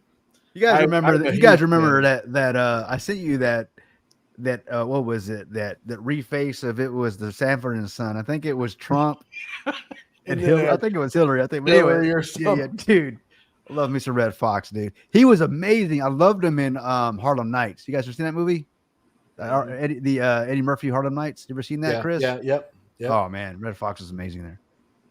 The Fall Guy, damn it. Nah, the Fall Guy. Yeah, you know what? I liked me some Lee Majors. The Fall Guy was great. What was he? What was he also in? The $6 million. Or Oh, I $1 Million can I can tell you everything about Lee Majors, man, because I was a I learned about $6 Million Man, and I was like, the Bionic Man, this is so awesome, and I was a huge fan. And then my grandmother, she was like, "Oh, if you like that, you'll love this." You know, he's the son on the Big Valley, like the alternate to. Now I'm telling you, if you like westerns or whatever, Yeah. watch the Big Valley, man, because they're like, they're like a California cowboys type thing. He was the youngest son, and he was young. I mean, young, The Big like, Valley. I have to go maybe check that one out. 18, 19 years old. So that's kind of where he kind of started in that show. Oh yeah, and he looked good, man. He looked very very masculine, very cowboyish. Because I remember him from the Fall Guy, and he was old. He was much older, and yeah, he was $6 Million Man. Oh, he was in Big Valley, then $6 Million Man. I don't know if there's something in between there, and then he was the Fall Guy, and wasn't Fall he Guy. in another? He's in a show later on in life that Was it- Raising Hope, that comedy show. He's like I was dad. thinking of the Rockford Files, but that was someone else. That was No. something Garner, Jim Garner, or something like that. But James Garner. or yeah, James Garner, he- yeah. Okay. Yeah, I like that one too. And I That always was a thought it good was show. pretty cool that he lived on a trailer on the beach. Yeah. But he really didn't. But yeah, he just Like, okay. Hogan's here. Yeah, you guys are taking me back, man. All right, hold on a second. We got to get back to Jocko. Jocko did some research for us. He says, no, you're not working there. It's $2,400 a month. So that's like rent, man. room and board, 2 years. Does What, you get do free the math. food? Do the math. Where's yeah, but what are you paying for though? You got to be paying for something. What you got to do the math. Oh, I'm sorry. on it? I'm sorry. I misread that. Okay, so it's $2,400 a month to live on the boat for 2 years. Right. But are Nice. you getting food? Right? Is that all expenses paid, or you got you guys to go? You still have to pay for excursions. You can only get like an iced tea this big. You can't actually get a full glass of iced tea. You know what I mean? How they do that crap? So you Yeah. can't go to the real. You got to go to the buffet. You can't go to the dinner hall, right? So He says that there are 214 ports in 115 countries on 7 continents. I mean, would they say 7 continents or just all the continents? I mean, where are you going to go in like Antarctica? where are you gonna go? Don't go there, bro. We're not gonna. That's do what that. I'm saying. But That's you Wednesday's they get conversations. the 7 continents. So that Yeah. okay, the ship is more than 750 feet long and Let's not talk about about Antarctica. Okay, 100 feet I'll blow your wide. mind Well, on that. evidently, cruise ships go there, so they're doing some type of covert crap. Well, they're not around going there. They're going to a couple of places there, but not actually going there. But you get to pass by it, which is cool. I think I had an in-law that went by there. They sent pictures back and stuff. Wait, Teddy one says that. Oh, did I kill a comment you had up? He says he No, first I saw have one. Sandra Bullock in the Bionic Slowdown made for television. What? I don't know what that one is. Is that the Bionic Man? I'm a fan of Sandra Bullock's. Oh Actually, yeah. I like her. the part that bothers me about her is I've seen her in interviews and stuff like that, and she gets a lot of hate. I don't know why. She's got the RBF face. You know what that is? Uh-uh. You know is the that? RBF face? RBF. Fowler, what's the RBF face? What's the RBF? RBF. That's your gym, bro. RBF. My wife taught me it. My wife's 30. You're 30, ain't you, bro? Ain't you 30? Dude, I sit behind a computer making FTs. I don't. Fowler's like 25. I don't know what you're talking about. The RBF is the resting bitch face, like, you know. Oh, okay, yeah. Nah, Yeah, yeah, okay. Because Sandra's like, she goes in an interview with comics does. like, nah, whatever, yeah, you know what I mean. She's like, I like her, man. I think she's a great actress, you know. Yeah. You know, I remember her in what was that one, Speed with Keanu Reeves. That was an amazing movie. Oh, It yeah. was like I like all her movies. Yeah, she's No great. matter what she does. She's it's good in like comedy and she's good in action, you know, and, Yep. and she's good in drama. So, yeah, I remember this. This was very interesting because Love the that, Jeffersons, man. that time frame, it was the Wheezy. Jeffersons and All in the Family really felt like real life to me because back then, because there were a ton of the black community were like very successful. They were, you know, both parents were at home, all that kind of stuff.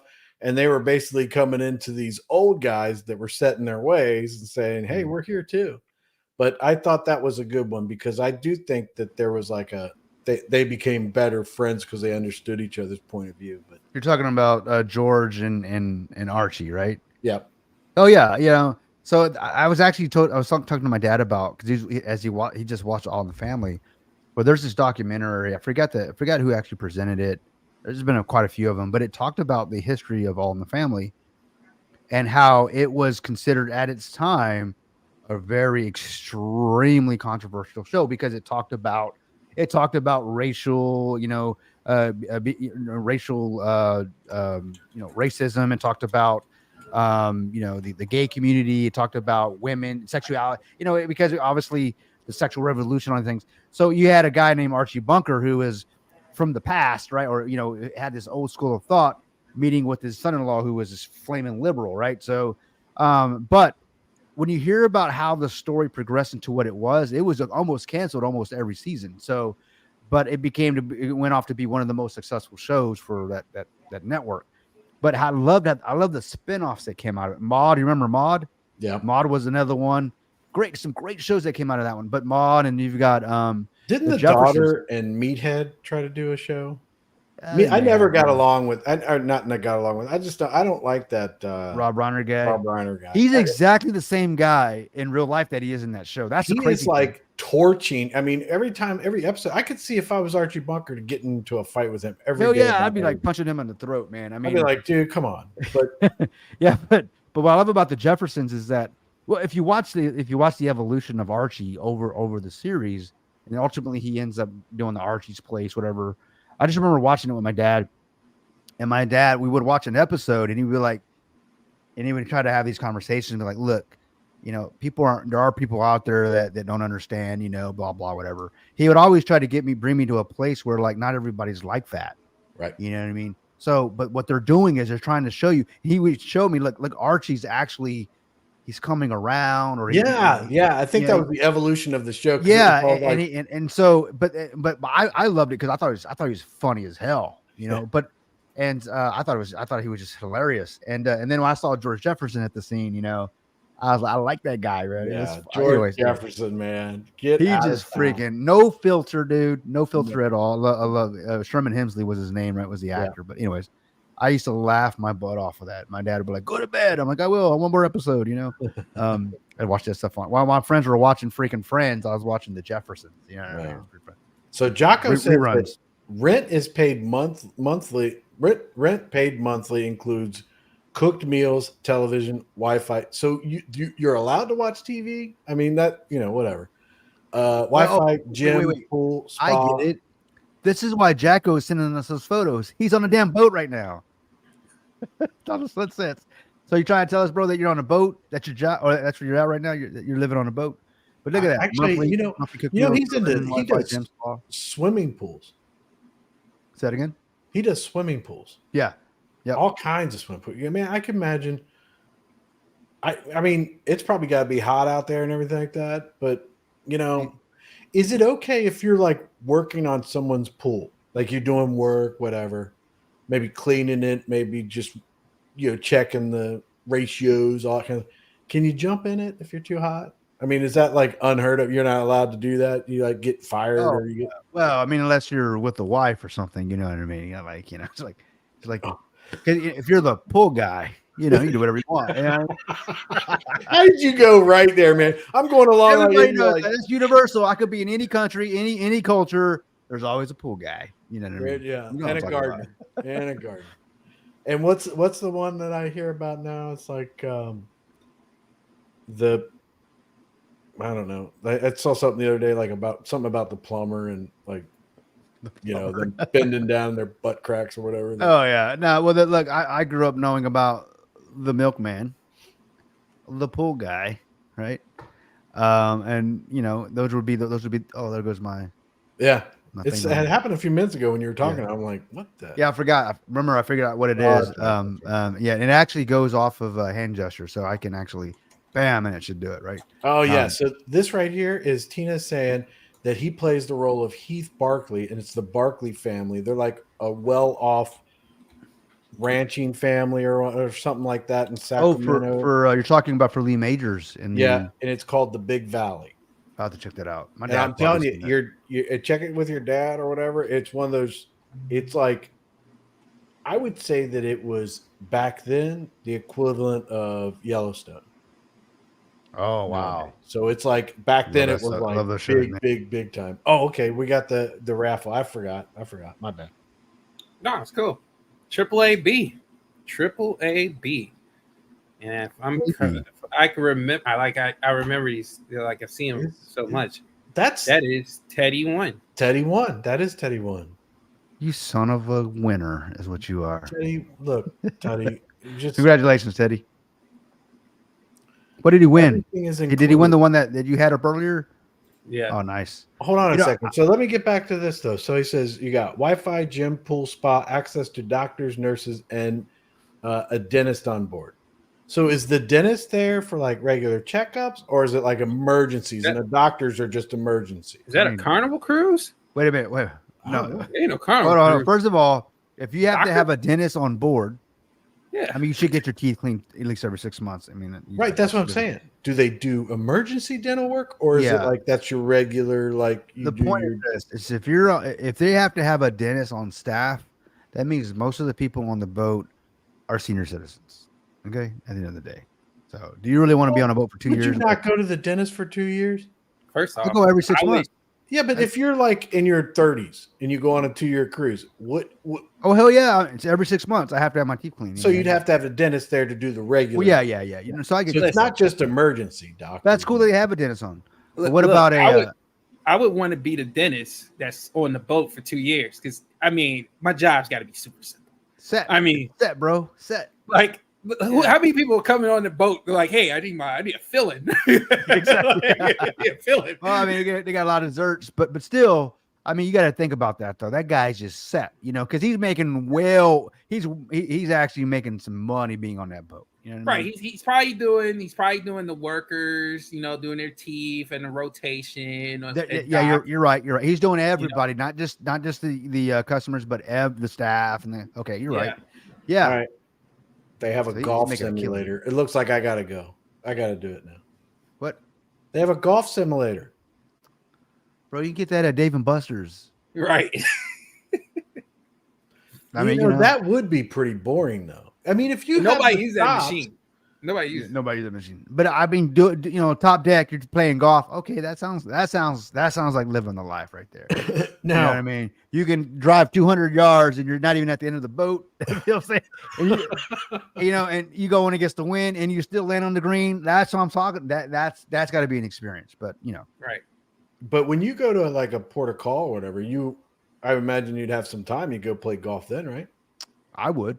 I wonder how Not long that I'm a you're golfer, at but these I would. I port mean, calls. I'd like to be able to say I played there, and I played there. You know what I mean? I'd like to be able to do that. Yeah. Well, that's what my sister and her husband, they travel to Europe here and there. And my brother-in-law, he's big time into going to different golf places. So, but who shot JR, bro? Remember that shit?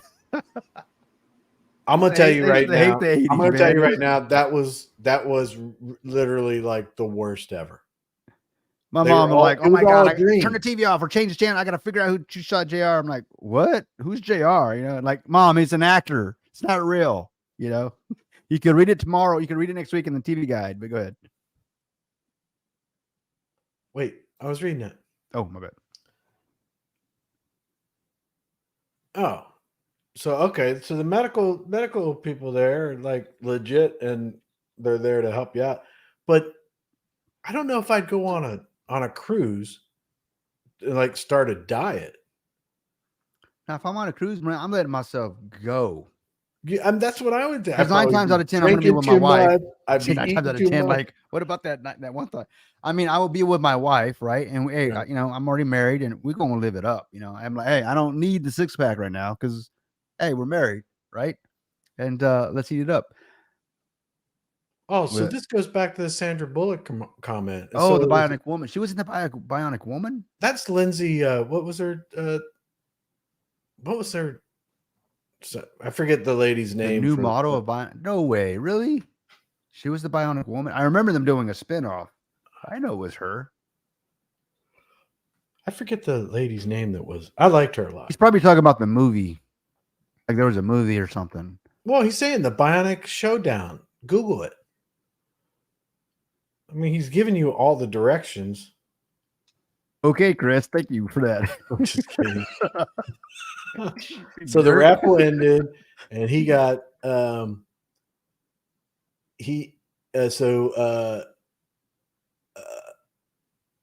do we got?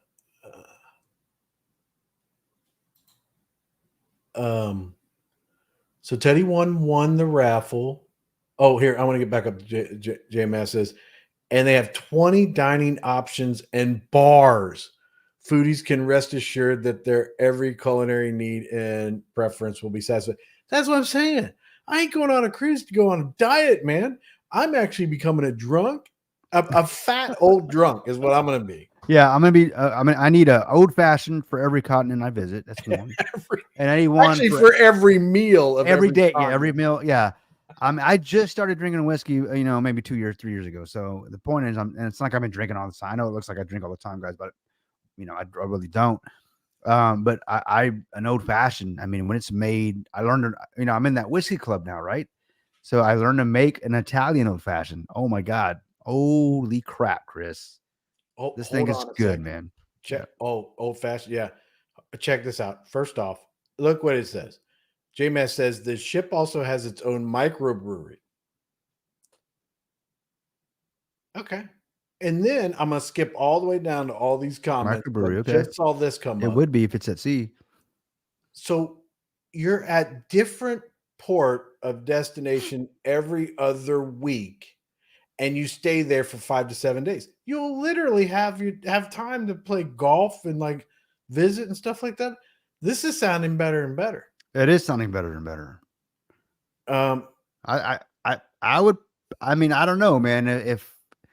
If I could commit 2 years of not having to being on dirt and land, you know, and have to commit to well, a job you're and all that, really a not. company, If you whatever. think about it, though, you're going and you're spending 5 to 7 days, and what did You're paying Jocko basically say? a modest mortgage, right? Jocko said that it was like 114 destinations. You're staying a week, 5 to 7 days in 114 different places around the world. Yeah. I don't know, That's man. actually You could end up for those 2 years just going back and forth to Jamaica. I mean, that might drive you insane. like you know, this place again. God dang it. yeah, you it's know? not guaranteed that you'll be like going from boat to boat and be like, I'm going here, I'm going there. You could end up on a like you could be the dentist and being the dentist that only goes to Jamaica and maybe the Cayman Islands, and that's all you're doing for the next 2 years. That would suck. Hell That yeah, it would would be suck. horrible. Like, that would be horrible. They're I'd like, just God rather dang it. go- Yeah. I'd just rather go on there and see just like stay. I'm gonna go to Destin. I'm gonna be on the beach. I'm gonna hang out and hang out in the balcony and whatever and do that kind of stuff. But so first Biz says Dynasty was the show. So Dynasty, but who killed JR? That was Dallas on JR. But Dynasty was a different show. And that was crazy. That was like a nighttime soap opera. But Jocko comes back and says, I had texts that clean pools and say they were getting in to clean the tiles. Whenever I get to the pools, I normally empty them for remodels. But do you jump in them right before you get stuff like cooled off a little bit or something? I mean, I guess. Oh, Gunsmoke. You guys remember Gunsmoke? I mean, What? all You about- can't even possibly. well, no, I remember, of course, but Marshall Matt Dillon? Come on. Every No, kid played I was Matt Dillon. more into the Rifleman, man. I mean, I like the black and Okay, whites. I could get that one. I went from black and whites to the spaghetti westerns, man. You know, Yeah. my dad spoiled me, man. So. There you go. That's exactly what happened to us, man. Tom and Jerry. Oh yeah, literally you grew up on Tom and Jerry, beating the crap out of each other. bro. You could not push a Tom and Jerry cartoon now because it would get so banned. I saw a comment earlier. You couldn't show the Jeffersons. You couldn't show All in the Family. People, all the Karens of the world would be running away with the crayon books to a safe space because they couldn't handle it. Yeah, I mean, but that's what made me being able to watch that stuff, Tom and Jerry and all those things, is why I'm not a victim in my life today. You know, I pick up my own and move it forward on my own. My point is, you know, there's a lot of unfortunately, like today's generation. I mean, they're like coddled, and you know everything's gonna be okay. You know, the government will take care of you. That sucks, man, because that's a false reality. But yeah, Tom and Jerry, man, I used to love that. I still love that show, man. I remember my girls growing up, my kids, I would show them the Looney Tunes and Tom and Jerry.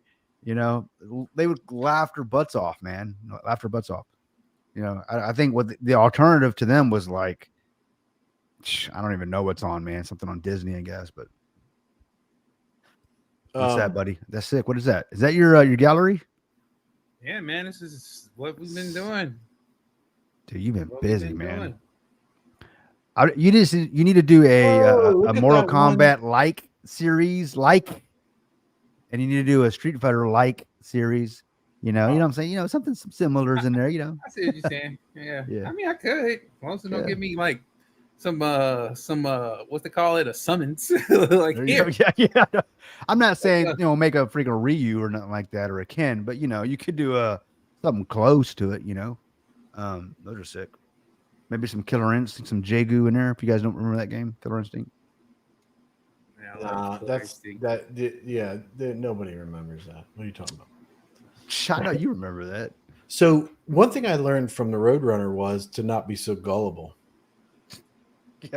Yeah, The like coy- what I learned is no coyote- one can fly.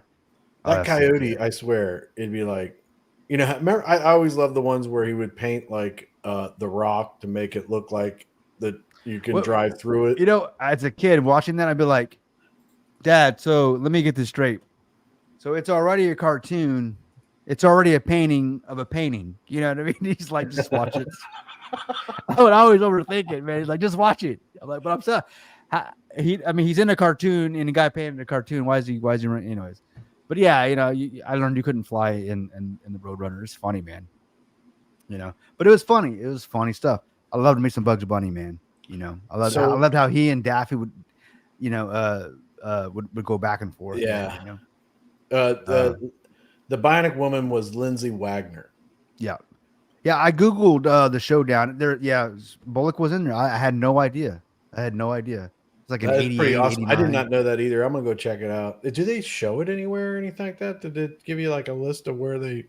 Is it on one of those? But J Mass says another thing too. You can rent out your room. You own that room, so you could sublease it, like give it to people for like a week trip. They're or doing whatever. timeshares on a boat. What the? Of course they are, man. Of course they are. Whatever So they that- can do to make money. Yeah, I mean, at the end of the day, I mean, it is what it is. People, if there's a market for it, people will push it, right? So Jocko doesn't get in the pool. So now that would change Yes. my view on being a pool cleaning person or whatever. Because I would be like, I mean, it's like bakers, okay, you know, and like pastry chef people. Look at that dragon. But anyway, Yeah, Riptor. You know that I'm just thinking Killer Instinct right now. I know that's not Riptor, but for those of the Killer Instinct fans, you know what I'm talking about. I saw a comment here from Rickness. He says that Killer Instinct and Samurai Showdown were legit. Hell yeah, man. Jago, bro. I'm telling you, man, that game. I used to. I mean, I'm a Street Fighter. Come from the Street Fighter genre, but Killer Instinct was the next level for me. Oh, check it out. Jaco says follower Tundra Warrior. Oh no! Did Come on, you see man. that picture? Which yeah, one? he wants that as a meme. Yeah. Did He you, wants it as a did you meme see it, and a- Kryptonian? Did you see No, it? pull it up. I don't know if we can, dude. I don't know if we actually. I think Oh, actually. yeah. I remember that one. Don't do it. Don't do it. Yeah, might be we safe. might actually. He's get talking about banned. what he sees when he's looking outside of his room. No, don't do that. Don't do that. Oh my lord, dude! All I got to say is that when you know what, if you want to see this picture, that's not fair. It's not fair to that person or whatever. But if you want to see it, just send me a DM. I'll send it off to you. But people, No. I've seen they're it. just living their best life. That's all. No, they're not living their life, bro. They're living a lot of lives with the calories right there. Like they've been eating for everybody, is what I'm saying. That is true. Eventually, there's a time when you're just being like, "Hey, Yeah, at Come the end on. of the day, man. I mean, it's just not healthy, right? put the It's- fork down." You know, Put the Yeah. plate down, bro. right? Yeah. It's not the fork; it's what's on the plate. Put the whole turkey down. Yeah. Step away. So I'm I mean, watching a new series on Amazon. Have you guys ever seen Bad Boys? It's from where they got they've got crap. What's the I was gonna say Zoolander, but not Zoolander. They got if you guys haven't seen that, god dang it, I'm trying to think of the actual series. the Bad Boys movies. Not Bad Boys movies, but the Bad Boys was a series on Amazon. It's kind of like what it Oh, is. Are you talking about the superhero one? Yeah, the superhero No, ones. no, like- no, no, no, no. I will. it's like- I absolutely refuse to watch. I it's watched like- like the first episode. Yeah, and the it's last- out there, man. It's out there. But what they're doing is they're actually, it's kind of like the Justice League or Marvel, in real life. And if they were really here, just like they would have all the freaking issues that real men and women have, right? So it's funny, and deal with all the things. But there's a new series out called Generation V. So I guess it's the college age students trying to become heroes. Well, Fowler, there's a chick in there, a girl in there. She's like the main character. She looks like that. Damn, my voice is cracking. She looks like that NFT that you just created. She's like extremely. She's very pretty. She's a great character in that show. I don't know if you know what I'm talking about. But when I saw your NFT, I know it's a likeness of your daughter, man. But I was like, dang, why did you go there, man? That's actually that's exactly what it looked like to me. In regards, like a superhero. She's got a cool little power that she has, superpower that she has. There was a comment I was going to bring up by. Oh, Acme always got free promo. Yeah, you think about it, it did, right? Acme did. products. See, and Jocko says we should bring up the picture. She obviously went to the pool and didn't give, what she looked like. I mean, She didn't go to the pool, bro. She didn't mind. She was out there in public, and that would be a public picture. I mean, I guess it's, Yeah, in public, there's no expectation of privacy, so people didn't understand that. But at the same time, she didn't go to the pool. She's been at the pool. She ain't been able to leave apparently because All right, so there's a comment here. You want me to bring it up? Maybe you can explain it, Fowler. It's by I have it starred. About the NFTs. Oh, I'm on the Dunkin' Donuts one. Oh, Talking about this one? Yep. Go ahead, Can man. Nick or someone explain how does the NFT works? Are you talking about the booster? Probably the booster, but just maybe NFTs in general. But Yeah. yeah. Well, the booster mean- for Vitruvio is just it just sits there. I mean, it doesn't. Yeah, it's mainly to track, right? Like that's what they're utilizing it for. That's the great thing about NFT. All you got to do is like if you need it for data purposes, like data cell or data database, like in the case of revenue share, right? Like in the case they're going to be using it for, it's for the contract when it's time to pay out revenue share. It knows who to pay it out to, right? It can pay it out to determined to the metadata that's on the NFT. So, for example, if the NFT has, let's just say on one of the lines of metadata, you're supposed to get 10% of something, right? Well, the contract they can write in the code that anybody that has this particular NFT will follow that by tracking that 10%, and it's going to say, okay, it does this wallet have X, Y, and Z NFT inside of it true, right? It's going to read as true, right? If you don't have it at that time, right, it's going to say false. In likelihood, when it says false, you don't get paid. So if it says true, you would get paid. It's really just a tracking tool, to be honest. In the way they're using it, I'm not saying that's what all NFTs are just for. They're not. They're just utilizing it in that aspect of it. And they probably are using more of the NFT, just not telling us, right? It's really upon the developer themselves who's coding.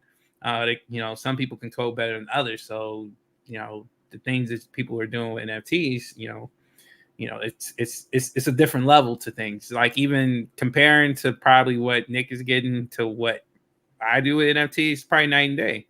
I'm doing a lot of things manually, hands on. You're talking about a blockchain and utilizing NFTs. It's got to be done at the contract level. I mean, it's too much data, right? You're expecting maybe, let's just say 5,000 people to come on the blockchain at some point. Like and if everybody's getting revenue share out of those 5,000 people, 2,000 to 5,000 people, that's a lot of data for one person to actually do a database on and then manually do all the transactions for all the people who hold those NFTs. But the fact that you have those NFTs makes it easier to program the contract to the NFTs. So that's what they're using NFTs for. I like it. I think it's awesome. I can't wait to see it in action. I think by the fact that it's working with the contract, and like Nick said, you can probably go in and check the contract and stuff to see how stuff is tied to each other. I think that's awesome. That's how this stuff's supposed to be used, man. It's all about that's the whole point of blockchain, crypto, everything is to show complete transparency when it comes to transferring financials or storing and transferring data. This is the solid blockchain, and they're showing you this is what stuff used for. This is just one use case. I mean, it's tons of use cases you can use for NFTs, but in this particular one, it's really just being able to identify who is supposed to get what, right? And the only way you can do that is you need a certain set of metadata. You can't do this with a trading token, right? Like you can hold a trading token, but you can't program the individual token for each individual person to receive something, right? Usually with trading tokens, you're getting like reflections, rewards, and stuff like that. That's really based upon your wallet address, not necessarily the token itself. So, you're seeing something what NFTs can do that trading tokens can. I keep telling people, I think trading tokens are going to take a back seat this bull run. And if you haven't really jumped on the NFT train, you need to jump on and find you a good NFT project. And I'm telling you, because this bull run is going to be a lot on NFTs, because people have been seeing how NFTs has been doing even through the bear cycle. So, I mean, and trading tokens die every day. So like, they get rugged every day. NFT projects, I'm not going to say that they don't get rugged, but you can do, if you're a legit project, you can do a lot of things without having a lot of overhead and a lot of stress over you if you just utilize NFTs first in the right way, not just putting out NFTs. Okay, cool, man. No, I appreciate that, and I think you answered maybe multiple questions in that one, and I agree with you as far as NFTs. There is definitely, we're finding a use case for them rather than just, hey, buy art. You've already showed that with what your plan is with Gods of Gaming. So yeah, it's good stuff, man, and I agree with you. I think on the next bull run, I think they're going to do very well. It's not just about the artist, or with all the Vitruvio thing. It's not just about, hey, go buy my art. It's going to be, once you buy the art, what ecosystem does that play into moving forward? Like how can a creator? I think another thing is, you buy the art, and then what, right? And then what? You mentioned the metadata and all that stuff. So I think it's going to be a good time for the NFT artist and creators in the next bull run. Yeah, I think if you understand NFTs, I mean, I'm utilizing it in the best way I possibly could think of. Like I did this necessarily building upon NFTs because I was so sick or tired of what trading tokens do to people, communities, and everything else. Yeah. You They get have in the such a cycle, short lifespan, right? There's very no, short. yeah. And it's so, if you're trying to raise funds off a trading token, it's so much harder because you're trying to juggle not only the price of a token, right? You're trying to do your best to keep the value of it valuable, but then on top of that, you're sitting there like, man, I got this community that's always pissed at me for one reason, and when it's up, they're happy with me, but most of the time it's down because it's a bear cycle. So people don't like me as the project lead, right? I'm like, why is the price always down? Why aren't you doing marketing and stuff like that? I don't have those problems, right? As because my project is built upon NFTs, and with NFTs, your value is in the NFT. You can put whatever price you want your NFT to be. All you need is a marketplace. You can put it on multiple marketplaces on top of that. You're not just hey, I gotta be on PancakeSwap, right? You can be on any in my case, in the BSC, you can be on your own marketplace. Like we have our own NFT marketplace. I don't share anything with PancakeSwap, so everything that's made within this in our community is within our community. It's not, you don't have to worry about PancakeSwap selling on you or anything like that, or doing anything. It's really, this is truly, Gods and Game is truly decentralized. And the only way that's possible is because of the NFTs. It's not trading tokens or an exchange. It's literally the NFTs that makes this possible, because each individual holder controls their asset. It's theirs, right? And they do with Yeah. what they want with it. I get you. And, Yeah. and it's available. You can push it to any platform, as you said. Yeah. So the sky's the limit in that regard. You buy if you purchase an NFT now, and you could literally find, if you market it, you push it, you could find somebody that wants it more than you did, right? And go from there. So you're right in that regard. There's definitely, I think there's definitely going to be, and especially with Vitruvio, I hope we're able to show just how easy it's going to be for buyers and sellers to come together, especially for the creators, right? Let me ask you this, Fowler. So you're creating, you've got all these NFTs that you're doing, this amazing art that you do. What has been the biggest challenge for you as a creator? Right, Man, trying to get your NFTs, because you already have an idea of what you have a plan. I wouldn't even say an idea. You have a plan that you've been working on, that I've been watching you do since I met you in the last year. You've been going, you've been taking the ball, moving it down the field every step of the way. You make progress after progress. What has been the biggest hurdle for you? And that's something like with Vitruvio, if we can make this happen. What do you see that doing for someone like yourself? I think the only thing that's really slowed me down is my ability to code, right? Like I can code up to a certain point. So what do you need to be able to code? Like what do you, because there's supposed to be this ecosystem for someone like yourself, right? Meaning apps or modules, or I would say tech that's already available to you. Basically, you need to be able, you have an idea, you want to push it into this, I don't know, you want to do something with your art. There should already be something available to you, be able to drag and drop, in a sense. I say that loosely, of course, but like, so to code. So go ahead. I think it's really just, again, finding programmers that can make your vision a reality, right? Because that's what, when I do things the way I'm doing it now, it's only working because I am working with a community of builders and a building community, basically, that's handling the back end from what I'm doing. And they have they have a system where you can not necessarily, I'm not gonna say stuff is like push button, it's not turnkey, but you have to have some knowledge of code, and you have to be able to understand, how to do a little CLI and all that stuff, TypeScript. You have to have an idea. But I'm not going to say that, you have to be like Superman of a coder to be able to make a simple dApp work. Now, once you start getting beyond the simple stuff, right? That's when you're gonna need better skills, or you're gonna have to find someone with better skills. And it's kind of hard to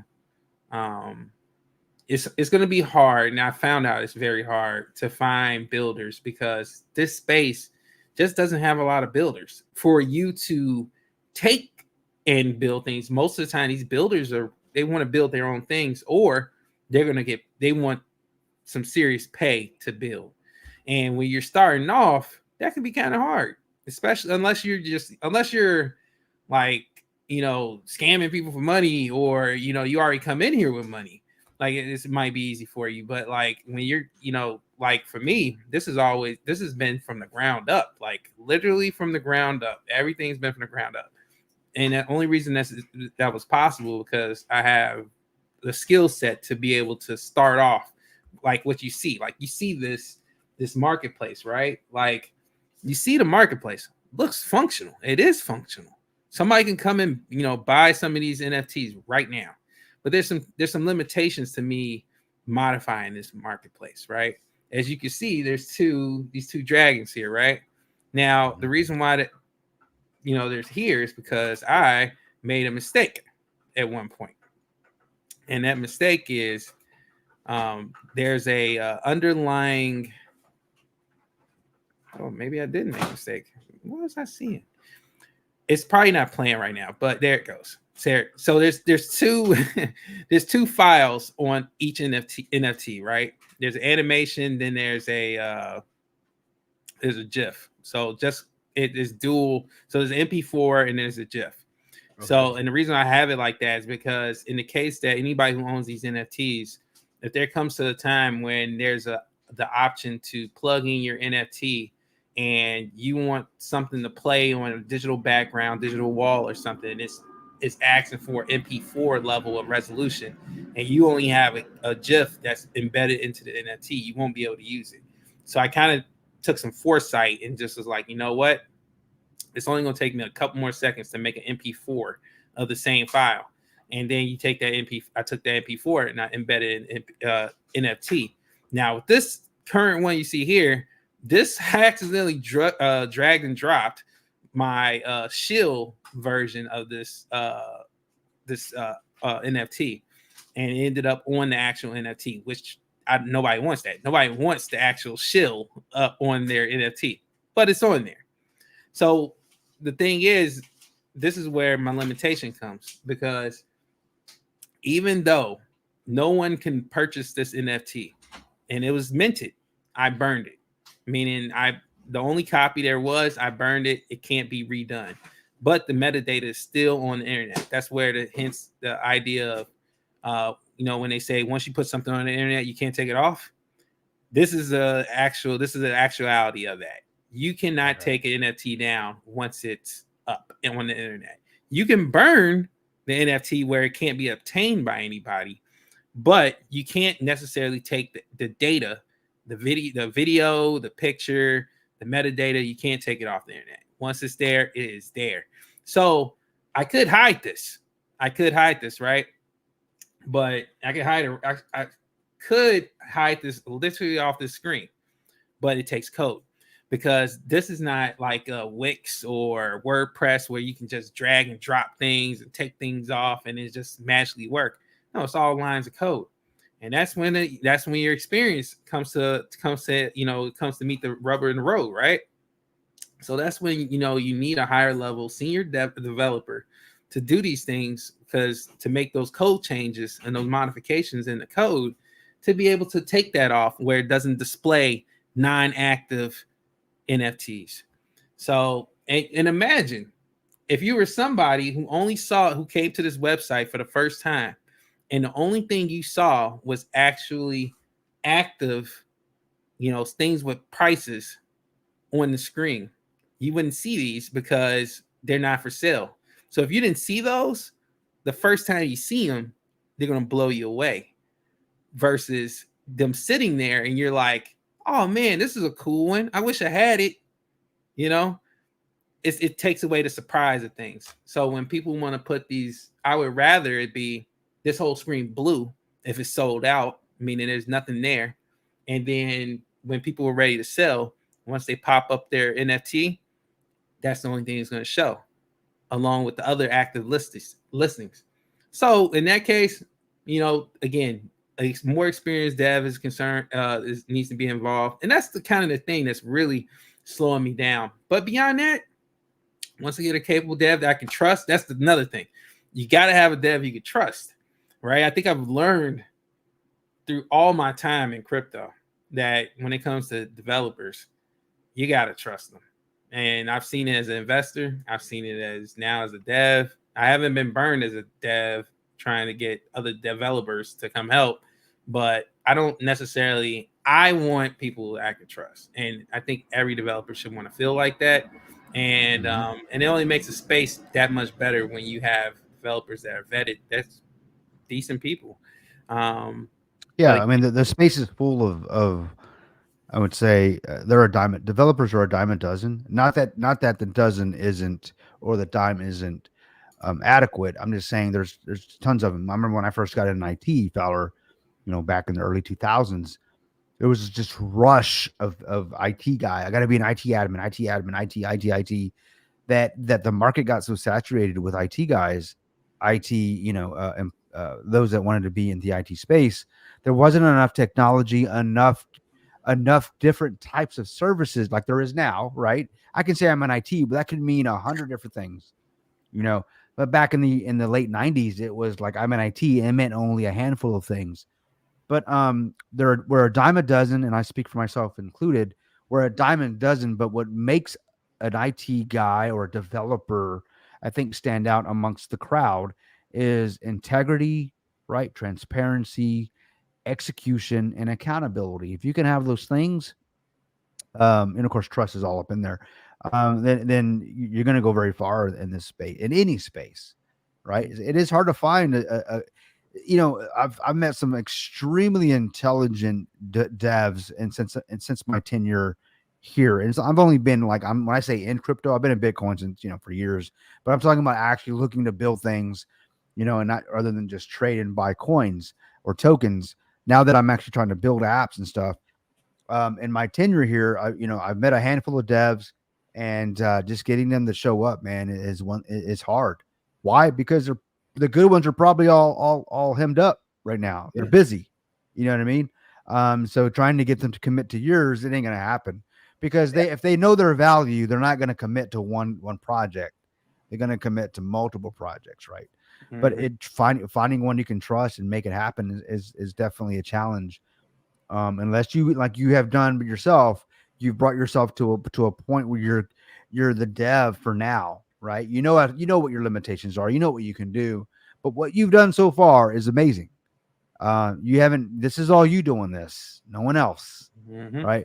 So when you actually when you're ready to move on to that, to the next phase of your project, and you need to actually bring in somebody with more experience and more expertise to take it to the next level. You already know so much, they're not going to be able to blow smoke up your ass. Exactly. You know what I mean? Oh, it's going to take me 3 weeks. No, bro. Let's be honest. It's going to take 3 months. Don't tell me 3 weeks. We know it's going to be 3 months. Okay. Right. Or, it's going to take me 3 months. No. It's going to be 3 weeks. It ain't going to take you 40 hours. This is 8 hours. So you've actually positioned yourself where you cannot be taken advantage of, which is good. Unfortunately, those that want to launch projects now, they're like, I just need a dev. So they go off to Fiverr, or they go off to, they're going and just hiring anybody that says I'm a dev, and they end up getting screwed. Projects get rugged and those types of things. So you're in a good spot, man. You're in a very good spot. I totally believe that. I want to bring up a comment before I forget.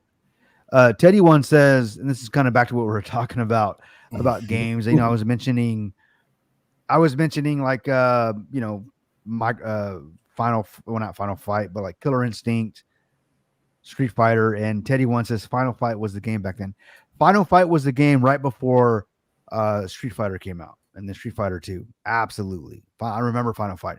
But I think the absolute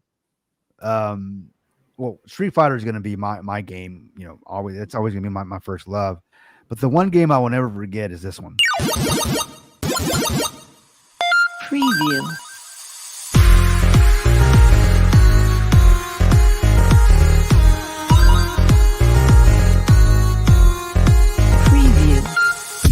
Preview. Final round. Fight.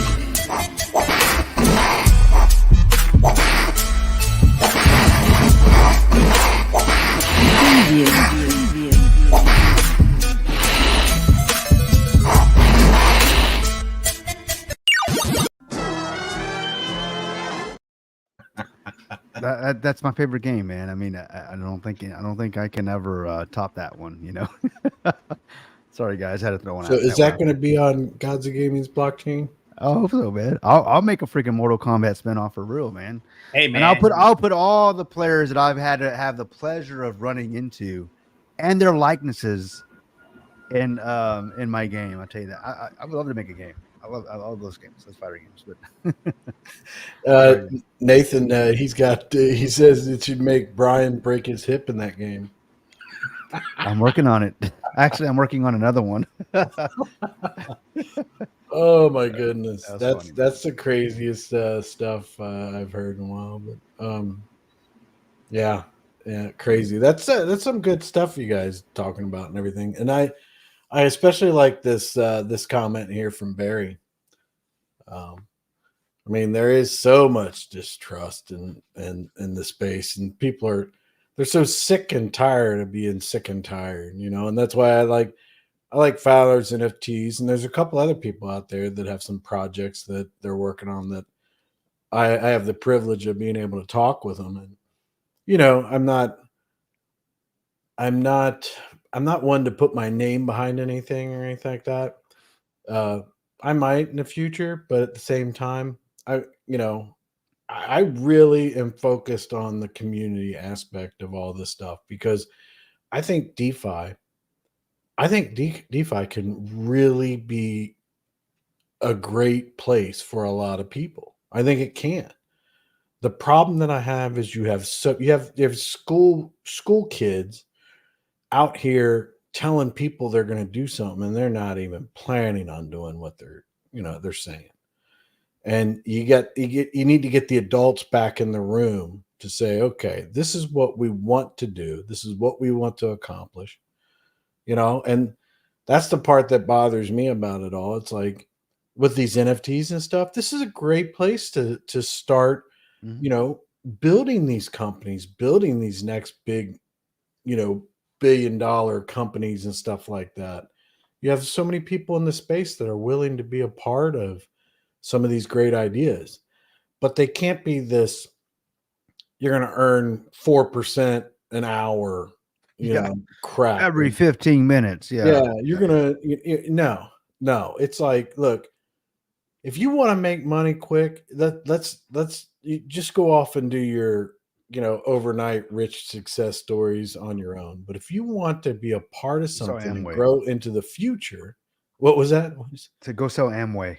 Yeah. I mean, come on, guys. I mean, we're not going to get those things, but a good foundation with a future plan and stuff like that, those things are great, man. I hope that this space can do a couple of different things. Start inviting all people into the space, giving everybody a voice, and doing good for consumers, fixing their needs, creating ideas that are going to fix problems for people, and do what you say you're going to do. Yep. That's the whole thing. Is like, you know, and especially if you start taking money from people. You start taking money from people, everything changes. So don't start taking money from people until you can do the things that you said you were going to do. And no promises down the road that if you invest $1,000 a year from now, you'll be a millionaire. No, dude. No. Can't do that. That ain't going to work. Can't do that. Yeah. You know what? You could be a millionaire. You could be, but you're not going to be in this space, dude. So just stop that. Just stop that completely. Yep. You know, if you invested $1,000 into some, I mean, you got to think the probability of any DeFi project getting people to be millionaires is so astronomical that you can't even go out and talk about that stuff. That's so stupid to even think like that. It's like, yeah, if you buy this lottery ticket, you're going to be a millionaire. You're not. I But- got a question for you guys though. This is All right. so. I'm gonna take a little turn here off to. Oh yeah, I am on their test net for Hive. Are we talking about? You guys get an opportunity to talk about Hive? We haven't talked about it yet. No.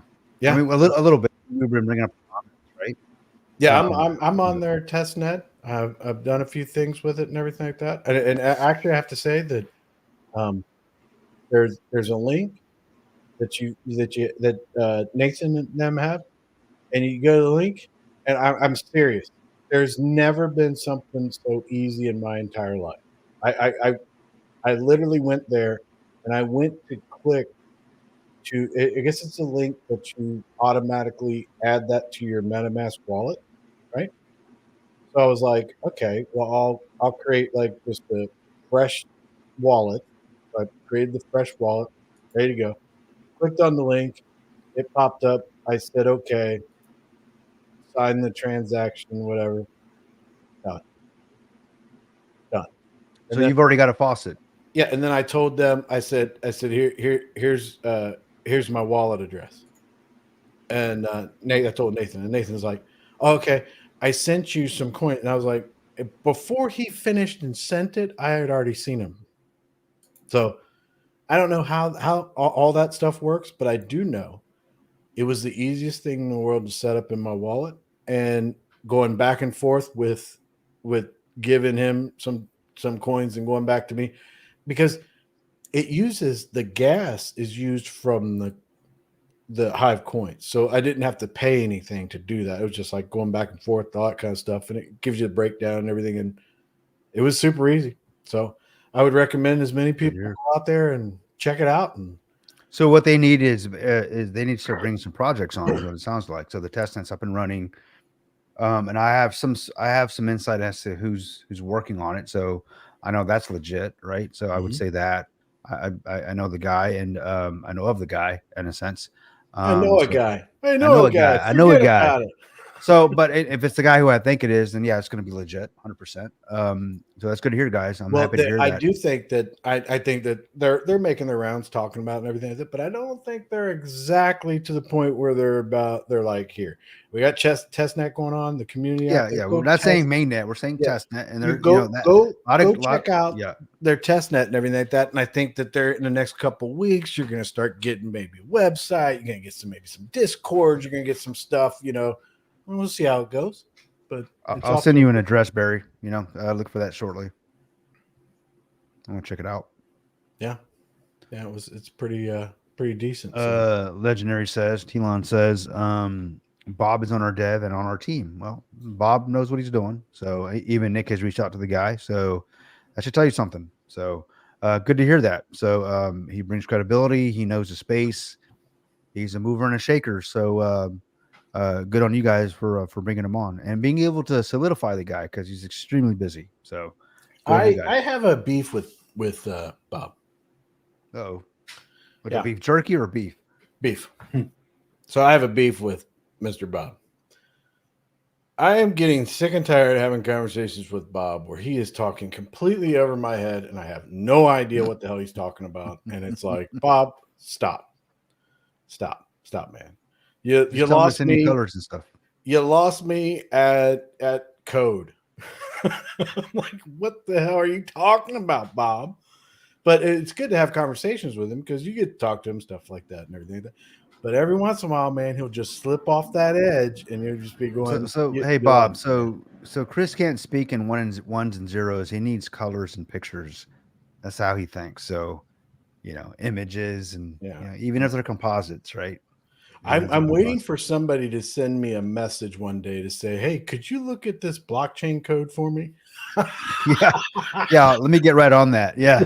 Yeah. It looks like text to me. Yeah. Yeah, it looks like a blockchain. Yeah. So, I know you should reply to them. Actually, go to ChatGPT and have them, posted it in there or whatever. But But yeah, Bob is great, but you know, it's hard to have a conversation with him sometimes. So. Well, he's a dev, and I work with them all the time, devs, and they're in their own world. They don't see the world the way we see the world. They see it in code, right? So the way they think, the way they communicate is completely different. So the sweet spot is to find someone that can be the liaison between them and us, right? And right. and that's the key. You got to find that middle guy, find that guy in the middle. So, and if you can find that guy, when I have conversations with Bob, and I let him know, look, they got to dumb this down a little bit because I don't understand it. But you know what devs are to me? You remember the movie Matrix, right? No, what is that? Well, you just think about it for a second, right? When you got the dude that's always like in the chair and he's hitting all the numbers, and on the screen it's got all that floating green, stuff, right? The Matrix like background, everybody had it and everything like that. It's all it's just floating there. And the dude is looking at the screen and everybody's standing around him and he's like, oh my God. Did you see that? You see the cat? You see the cat? The The cat's got a tail. Yeah. And I'm the guy sitting there going, I just see the fucking green. What are you talking about, I dude? see numbers and stuff. Like, what the hell's going on? Yeah. I see just like these green things falling down. It looks like rain to me. What are you talking about? They're actually saying, "Oh my God, run, Neo, run!" Yeah, I got you. Yeah. And I'm like, run where? Where? There's nothing there. What are you talking about? So I'm that guy that's like, I have no idea what you're talking about, dude. They're looking at the screen, and I'm like, no, that doesn't register to my brain. But it as long as I get when I talk to Bob, I'm like, look, bring it down, Bob. Bring it down, man. I have no idea what you're talking about. So are you gonna bring up this thing down at the bottom? Yeah, I'm gonna take a wait a minute. What are these comments now? I'm getting you guys listen, this isn't gonna be the get on Chris thing. Gus, I wonder if Chris. If you copy and paste the 0 to the 0, right? That actual text there, that's actually a compliment.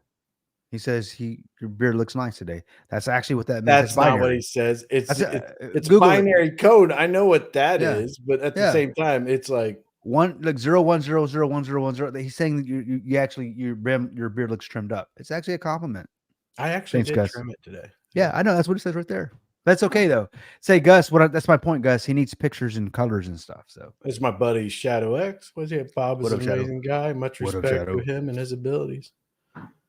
I don't know. He must actually, when he does his profile pictures, he must be thinking of us, because if that dude showed up to talk, I'd be like, look, you got to go, man. Every picture he's got, I'm a little bit nervous. I'm a little bit nervous. Yeah, look at his picture, man. I bet you if you ever meet Shadow X, he's probably like 6'4", 300 pounds, all muscle. He looks like the dude from what's that game that just came out? Kronos is the guy or whatever. It's no, I wouldn't think he looks like that. What's guy. the video game? It's got the red mark down his face. Yeah, they're talking about. Yeah, what's his name? Fowler. Where you at, bro? You know who we're talking about. Oh, I don't know. What's that game? My son's gonna be like, I can't believe you forgot. Yeah, what is his name? I know what you're talking about. I never played it, but I played it, but I played it, but I can't get past like the first little thing. I suck at it. You got to press start and start a new campaign. You're playing the demo. You've been watching the demo play. Talking about some game that I suck at. Is it Kronos? Is that the guy in God of War? God of War. That's God of War. That's the game. What's the guy's the main character? I don't know. I never played God of War. You may go back to sleep. I never got into it. I'm not a single player guy, man. I like beat people up, call them nerds. Yeah, man. There you go. I like. Well, I like that's games. not too big though. I mean, what? How old is how big is Greek? Greek is what did you say? He was 6 foot or? I'm taller than Greek. You're 6'2", right? You're 6'2". Yeah, Fowler. I'm 6'2". Greek's probably like at least 6 feet tall. All right, and Greek it looks a little bit taller than me on there. So and I'm like 5'10", 5'11", depends on who I'm at with whatever doctor. That's funny because I've shrank over the years. So My son looked like he's a little bit taller than Greek. Or Oh maybe yeah, not there the it same is. size. Kratos. Oh, Yeah, Kratos, Kratos. Kratos. Not Kronos. Kratos. Yeah, Corona. My bad. Whatever. It's all the same. At But least the I got guy the, that- at least I got the You know who game the right. voice is, right? It's Mark Hamill, isn't it? No, it's Christopher Judge. And where is he from? Why did you call Mark Hamill? The dude plays the voice for everybody. No, I don't even like that guy, man. Mark Mark Hamill's a Hamill's, psychotic. Mark dude. Hamill's a freaking. He's a one of the Butts, best good. actors of basically my How do you time. not like Mark Hamill? I don't like him as a Judge- person, but I love his work. There you Christopher Judge is the best actor of my time. Because you want, I'm going to go on a whole spiel about Christopher Judge. He played the character Teal'c in the TV show Stargate, and he was on Stargate Atlantis, like a few episodes, stuff. go. The like one with that. the MacGyver guy with Yeah. Million Dollar Man's boss. And he had the no. Million Oh, he Dollar had Man. that. So he had that. You're talking about the guy that had the eyeball. That's Teal'c. Okay, yeah. Well, he had it's that's a sign of like oppression from like all his people were, Jaffas, they were all, but anyway, so listen to the story Sorry. about how this guy gets his job. Right now, he played football, I think, somewhere. He's a big guy, right? He's got a really cool voice and everything. He always says indeed, really cool guy. So he's hanging out at a buddy's house, and he sees on the coffee table a casting note for a casting for a sci-fi show. So he reads it and everything like that. So he goes to the casting, and he ends up getting the job of this Teal'c character in this show called Stargate. So basically, he snatched the casting, won the job, and played an excellent character for more than 10 years on Stargate. It was that simple. I mean, it was kind of just luck in a sense. It was Well, like- I mean, he had to go get it. He was Well, a no, go-getter yeah. But I'm and saying stuff. he was Yeah. like, bam, showed up, got it, and Yeah. And he got it, and they Did were your like, job. yeah, and they were like, immediately it was him. And if you follow him, if you watch like the very first episodes of Stargate, and you follow Stargate throughout the years, he turns into a young, hungry actor to a mature, wise actor as he gets older and everything like that. And then his sons, he's got a couple sons. One of them is a professional football player in Canada and everything like that. I mean, he's built quite a lot. he's from Canada. I don't think he's actually from Canada. I think Because Canada gives us two types of human beings. well, They give the us comedians series, and actors. Not really much else from Canada. Well, Well, the no, series- actually, some great engineer. I know some geniuses. Some I extremely know a lot of engineers. people in the farming business and stuff Yeah, like no, that. no, in I- Canada. I- They I- gave- I- they I gave strike, Justin strike Bieber, that from too. the record. I know But- some of the smartest men I know are from Canada, But Gave Justin Bieber as well. but I see, digress. yeah. Now he just blew it forever. Yeah, But they filmed most of Stargate and everything like that in Canada, and it was like a Canadian, joint Canadian American like gotcha. thing. Gotcha. So a lot of the actors that are there, they were Canadian or whatever. The Amanda Tapping, the woman that plays in it, most of actually she plays like the main character throughout. She turns into the main character throughout the whole series. It's her and her life basically, but she's from Canada and stuff. Great actors, but Yeah, some of the greatest actors are from Canada. They just produce great actors and some of the funniest comedians in the world, artists are from Canada. Yep. What does America produce? Consumers. Unfortunately, we buy all the entertainment that they're selling. But it says Devin Tar. What is that? Shadow. Blame Canada. Nah, man. yeah, Some of my I best agree. friends are from Canada. Stargate, I think, love is my a brothers up great north. show, and the actor there's so many people in there. I like them all. They do a great job. But what were you gonna? I didn't get you. I went off on the whole thing. What? No, you're good. No, kind of before we wrap this thing up, I got a question for you, Chris. All right. So you see this right here? Yeah, So I don't know if you can see it or not. Let me they're zoom going to out. the moon. Well, hold on. Let me zoom in, zoom out. Okay. So the one in 1969, this is a 1969 rocket. Okay. If you can see my mouse, I don't know if you can or not, but the one on the left All right, there you can see my mouse, right? No, Yeah, I can see it. All right. So this went to the moon in 3 days, 1969. In 2022, it took 6 days. Explain that to me. Well, obviously they had to get all that rust off there. What the hell is all over that?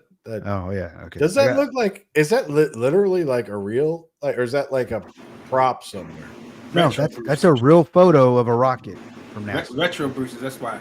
That's why the extra okay. 3 days. So let's go with this one. I just made So, that up. so I don't believe we went to. I don't believe all the satellites are in space. I don't believe this. I just don't. I don't believe we went. Definitely don't believe we went to the moon. So this is what you guys see right here.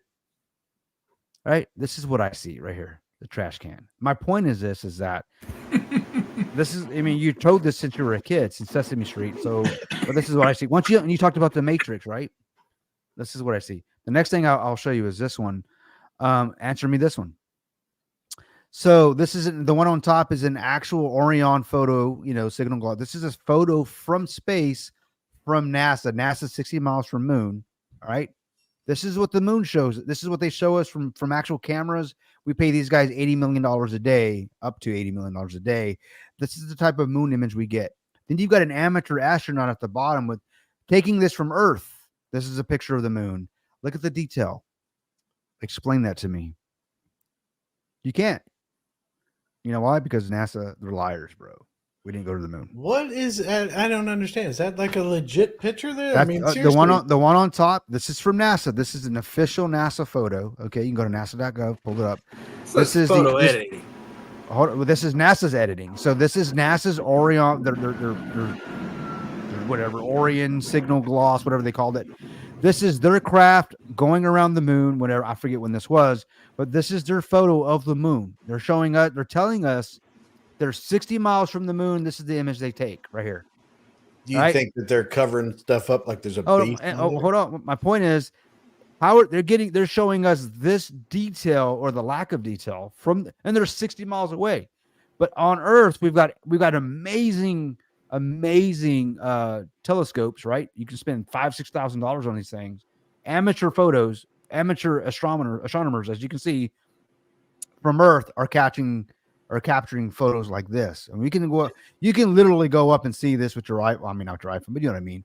We can see this from Earth at 238,000 miles away, but NASA shows us this shit right here. Sorry for the cursing, but what is this?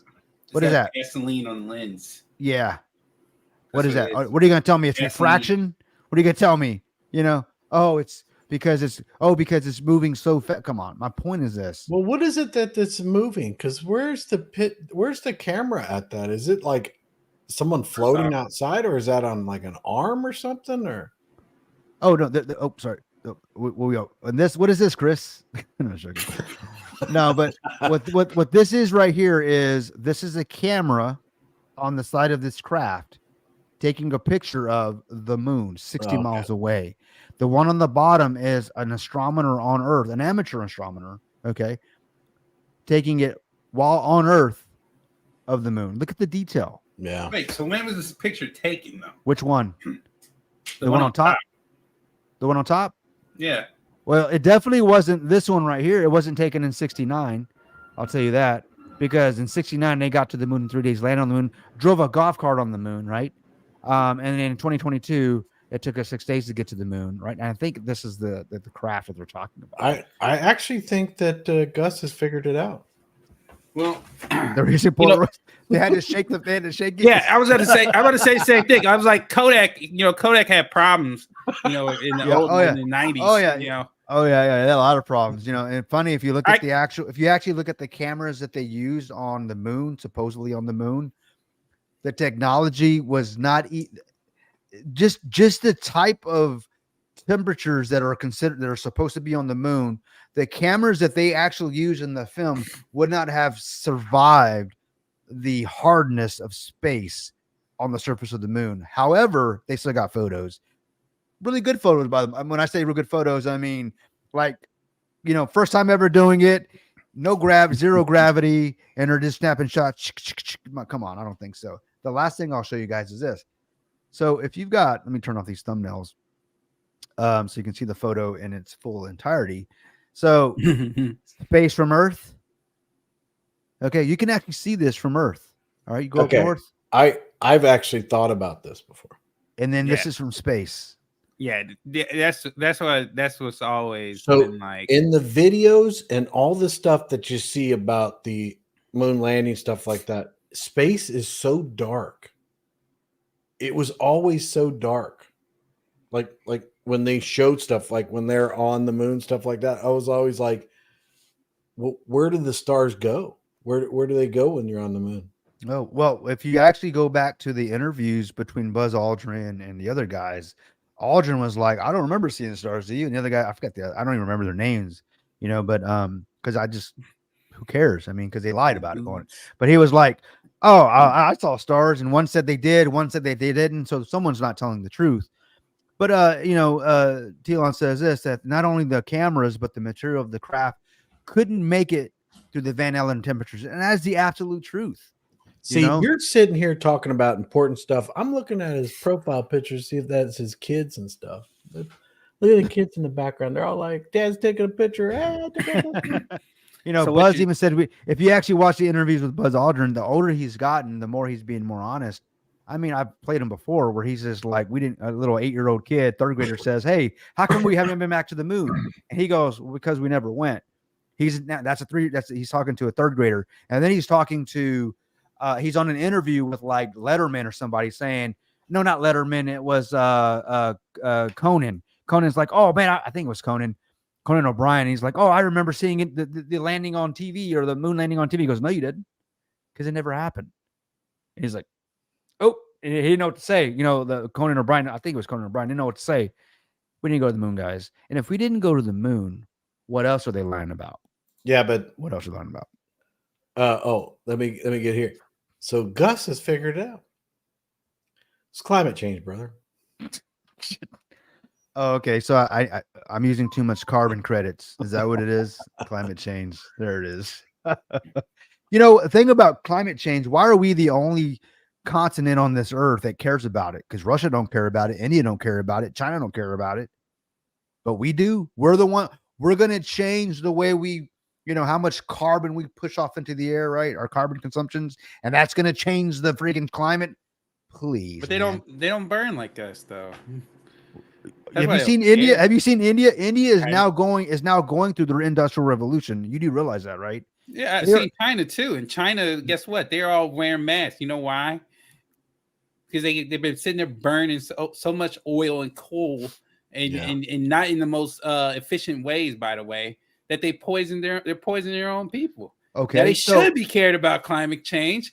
But they should be because not they have even to climate change. Everything else. Not even climate change. They should be caring about the oxygen they're breathing. Because if you're right, based on what you're saying, they're burning all these things into the air. And I live near the port of Houston, right? So we got chemical plants all over the place. So every time these chemical plants are just constantly just throwing up, chemicals into the air.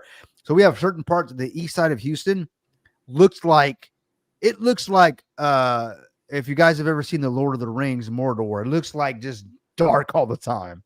East side, where the chemical plants are. I don't care what time of day it is. You go over there, you literally go from like north where it's sunny. You feel like, oh my God, it just feels like, Houston's just, the world, life is great. By the time you get to the east side of Houston, you're like, I just don't feel good anymore. I just want to quit my job. And what's up with life? I'm being serious. I used to live on the east side. I had to go up north. But my point is that, if China is burning all these things, and let's say specifically China, you mentioned China. If they're wearing masks, it's because the oxygen is just their air quality is just horrible. But it's not affecting. My point is this: why aren't they doing anything? Why aren't they subjecting their citizens to the carbon, the carbon consumption, carbon tax credits, and all these things? Because you know why? Because they don't care.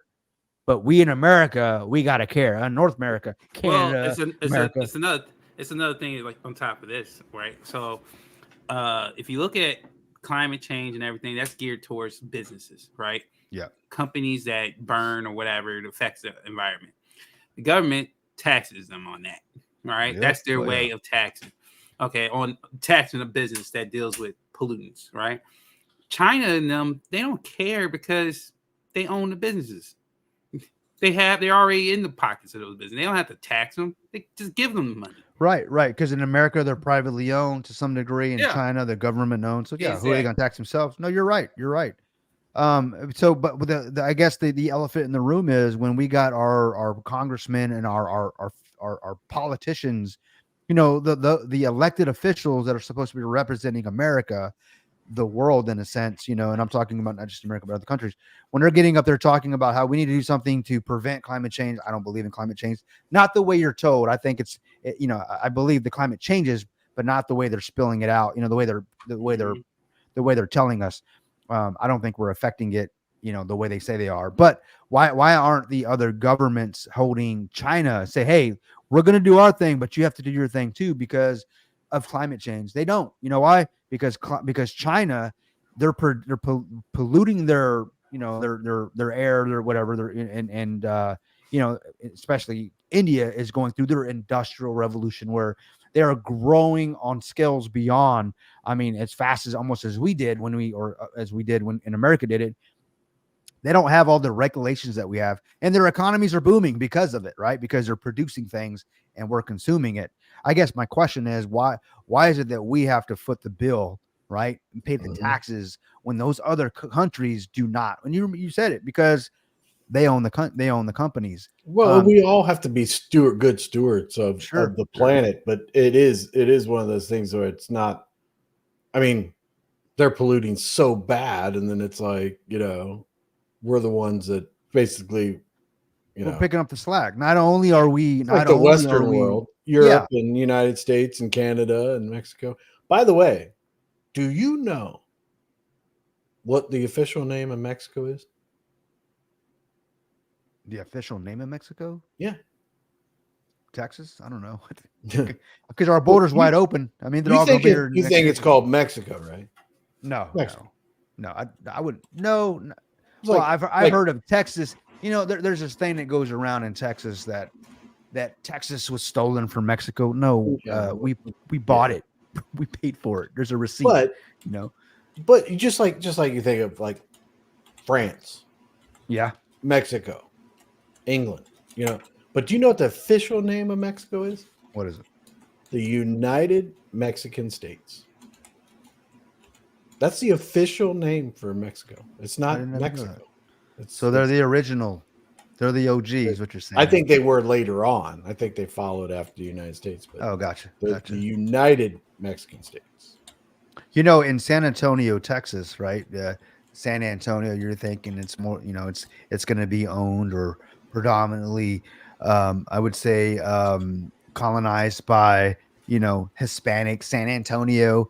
No, it's actually German. The Germans have colonized San Antonio. If you actually go, we have this thing called the Boardwalk in San Antonio, which is west of Houston. Yeah, yeah. You know, if you go through the boardwalk and you go on a little tours, that you learn quickly that German owned, a lot of the names and the little towns and Fredericksburg and all these things near San Antonio, German owned. There's a lot of huge German influence in San Antonio, you know, which is, I mean, I think it's, when I learned that, and I'm like, I've been living in Texas my whole life. I'm like, what the freak? That's amazing to me, you know? And it's like that in a lot of parts of Texas that, you know, we had Germans, we had some Germans. And of course you would think, like, I guess my point is, you would think that it's all coming from South America or just, you know, we're all from, you know, Texas, but no, I mean, it's not, you know. And what I love about, you know, I love German ingenuity, you know. I know, other than the Nazis, I love German ingenuity. You know, I love the guns, H&K, love the cars, you know, they're amazing engineers. I have a really good friend that's from Germany. His name is Joe. He loves Harleys, and I'm supposed to be going up there to Germany, hopefully next year. And we're supposed to be riding. I'm gonna rent a Ducati up there. He's gonna rent a Harley.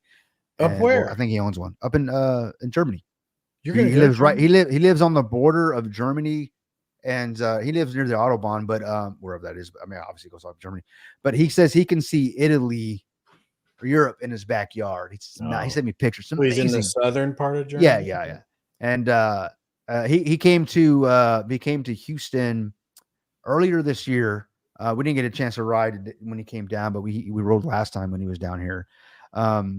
But he had a horrible incident or an issue where he came down to the States with his son, and they lost their luggage. So he was here in the States for 2 weeks without any luggage. So he had to go from the airport to like a Walmart to buy clothes, I mean, of course, so he didn't have the great time that he thought he was going to have.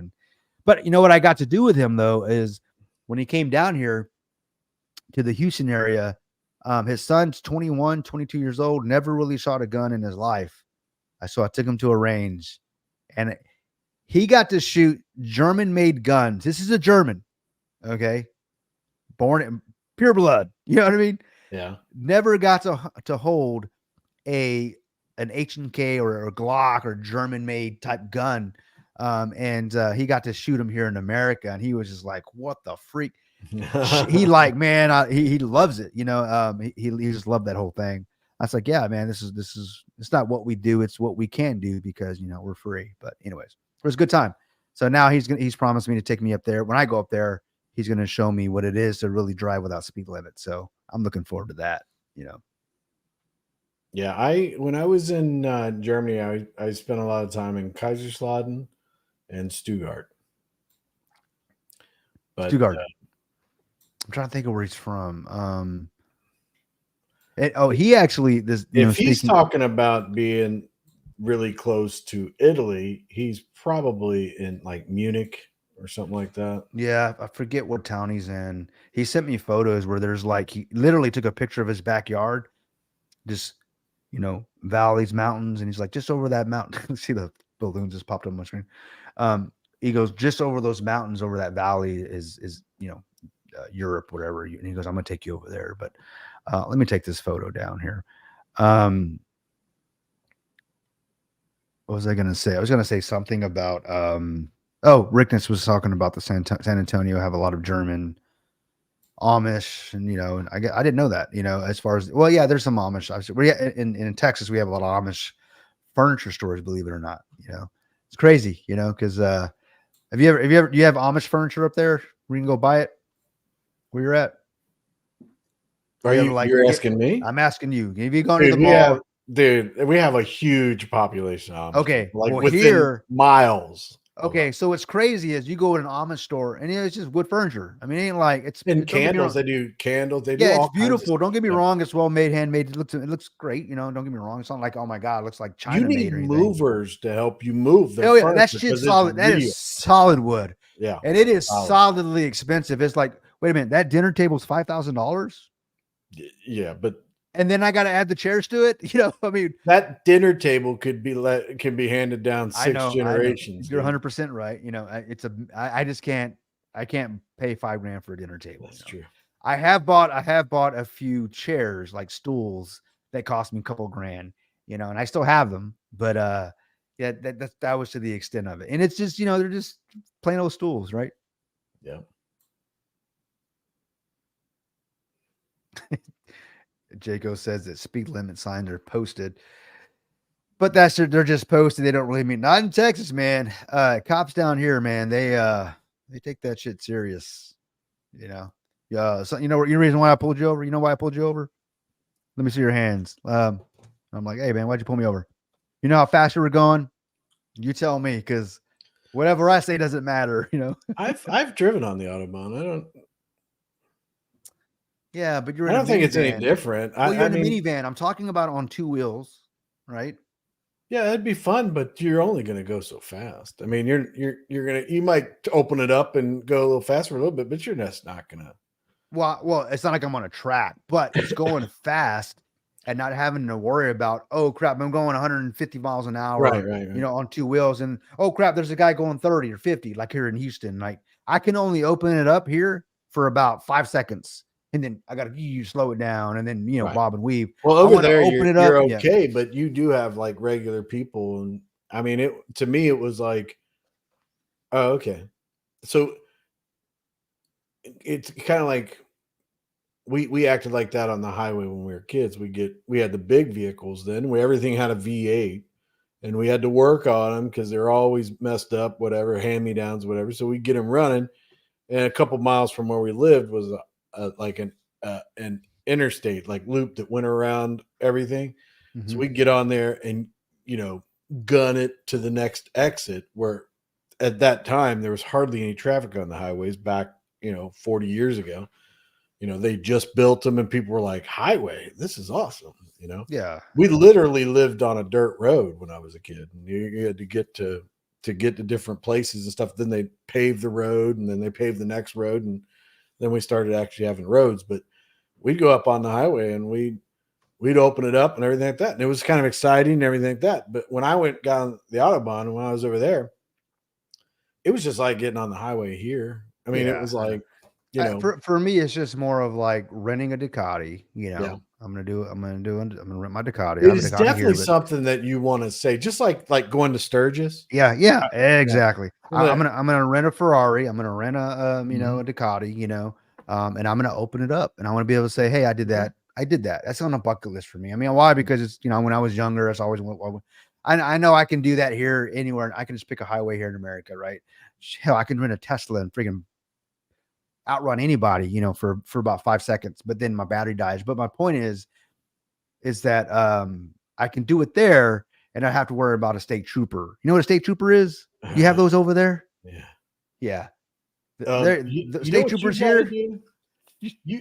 You got to go. I don't mean to cut you off, whatever, but when you go over there, you got to go to a place that um it's called Trier. I may not be pronouncing it exactly right, but I remember we were on the Autobahn and we were traveling for a little bit, and we were traveling between Bitburger and Kaiserslautern. So I'd have to look and see where it was at. But we got off the Autobahn and we went to um Barry. But we went to this place called Trier. And dude, I'm telling you, it's one of the most beautiful churches I've ever seen, and it's like the oldest church in like Europe. It looks beautiful, and you can go take like tours and everything like that, and they'll take you down in the basement, and you literally can see how the whole entire church is sinking down into the foundation. Like how it's like crooked and going down, and you can see that it's slowly going into the earth, but it's been there for like 1,500 years. It's pretty cool looking. Dang, really? That's pretty Yeah, cool. it is really cool because you go into the basement and you can like stand up, but what they do is they let people like you can crawl up to the corner where the back of it is like sunk down into the ground, and it kind of you can get up there and like the little kids can get their hand up into the corner and people would climb up there and That's pretty cool. Yeah, then I they, want to go see that. but if How you old do you look at think? it from the outside, it's like the church is like it's leaning a little bit down, but you can see where the front doors are. They're like sunken But down. below, yeah, okay. I was talking about that a couple of days ago. There are things that have been built, structures that have been built that where the doors, if you look at them at ground level, they're below ground level Yeah. doors. So one of two things have happened: either the earth, there was some sort of what do they call it? I forget, like almost like a quicksand. I forget what it's called. It's a phenomenon that happens where the structures just sink, or there was some sort of mudslide, right? Right. So I think those buildings are much older than what they're telling us, or we didn't build those. I'm talking about we. I don't think those weren't built in the 1800s, the 1500s, the 1600s. Right. I think something happened. There was a big reset, and then we showed up, and we're the ones that kind of cleared the I road. think you're right. I've even seen things where they're uncovering like whole It's like civilization. because we can't even build structures like that today. The stuff we build doesn't last. Well, look at the 40 years. architecture of the ancient architecture that we Yep. see, and then you look at it now. I mean, Yeah, we have sheetrock, guys. Yeah. A house lasts how long? The technology we have today, and we're building plastic cars. Come on, the technology that built the structures, long. I think there was some big reset. I mean, we can get into that next time, but I actually, thanks, Chris. You sent me that video. I finally got it of you actually on the Autobahn. Let me go ahead and play it. It's pretty cool.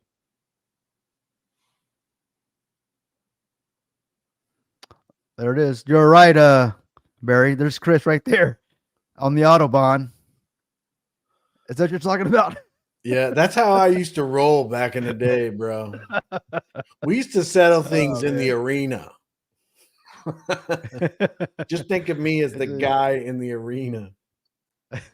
The guy that read Cinco, yeah, Jaco, it is, but there's no way an entire city went through a Cinco. There's hundreds of I've seen photos of structures that were. It's not that the structure sunk. I mean, I agree that there are Cincos, but it's how this. If you look at the technology today, there's no way we could build those structures.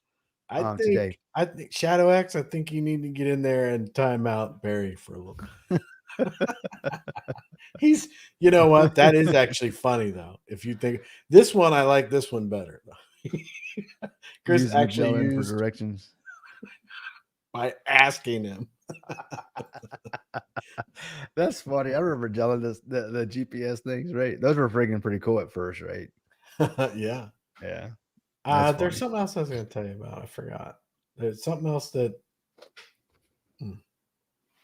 But yeah, that's a pretty nice place. And then I don't know if you'll get that far on the Autobahn, but that would be one of the many. We're actually gonna do some. We're gonna take about a 2 week, hopefully 2 weeks. We're gonna start on the Autobahn, and he's gonna take me backpack motorcycles, and we're going. He's gonna take me on a. He's gonna take me to some places. So I know what I was gonna say. Yeah. Okay. Are you ready to have your mind blown? I mean, the last time someone said that, I was buying a node, but go ahead. No, you're not. You don't have to pay anything. You just have to listen for a minute. Now open your mind up. All right.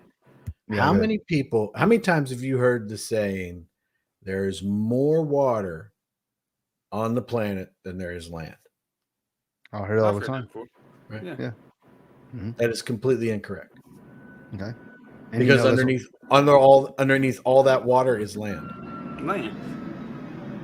No, what they're talking. Yeah, but no, you can't do that. You're saying there's more water on the planet than there is land.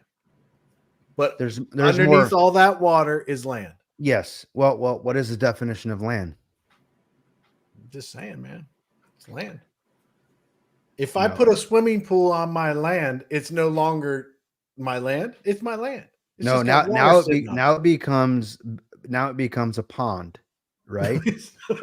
So my point, it's water sitting. So if there's a puddle in my driveway, now that's no, it's a puddle. It's no longer my driveway. Now you're right. I mean, but that didn't blow my mind. I mean, you're talking semantics, but you're right. You're true. There is no. They're talking semantics when they say there's more water on the planet than there is. You're right. I mean, technically, you're right. You remove the water, the land's still there. You can't remove the land and there be no water. Where's the water going to go? You're right. Right.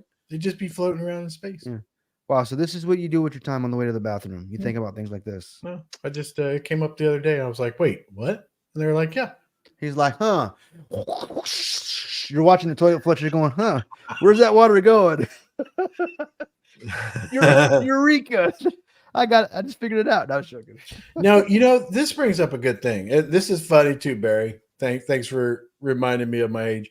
But it was like that is neat. Wouldn't that be neat if we were all on like one continent and everything like that? Like we really were. Like you could like travel to all these great cultures very easily and all that stuff, Would that, you think, or we would just be fighting and there'd be wars everywhere and it would just be let's just look at North America, and South America. Is it really all that great? Well, I mean, I think it's different because, so many cultures and they've established boundaries, stuff like that, borders, things like that. But eventually I think people are just getting tired of all that stuff. I think that there has to be a reason why these people are coming here, and hopefully they can fix it where they are and they can stay where they are. We know what the reason is because they're unelected government. They're non-elected government, right? Governments are making their life miserable by stealing from them, corruption. But instead of and I can never say I can't. I don't walk in their shoes, so I don't know. But I think that if I was in that situation, I don't think I'd be leaving my country, and they might have to. I'm not saying that I'm not sympathetic to what they're going through, but my thought would be like, I'm going to stay here. I'm going to fix this. I'm going to fix it. Well, you know why we think that in America is because and because you yourself, you've been deployed, right? And your government sent you somewhere else to help those that couldn't fight for themselves. Right. So they armed you. You come home and you're still armed. In those countries, you're disarmed. All right, unless you're cartel government. So I get why they're like, well, I mean, I was saying the same thing. I'm like, well, I would just stay there and and I would go against the government. And it's like, well, wait a minute, I have bows and arrows and have sticks and pitch. What do I have? That's Farming true. tools, Yeah. right? If you think of what happened with China, the reason why kung fu and they have weapon, the martial arts with weapons is because they were like, if you look at farmers, a lot of the weapons used in kung fu for martial arts are farming tools. All right, other than the swords themselves, but because they were disarmed, the Japanese disarmed them, or whatever, the Chinese disarmed them.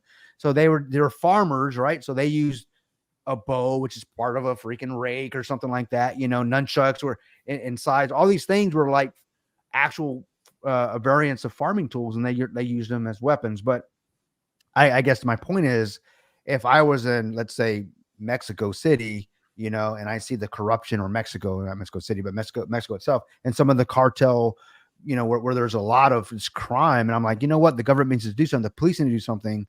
But they should help us. But those are the one. Even the police are afraid to police. Yeah. I mean, that's crazy. What do you think about it? I can't think of, I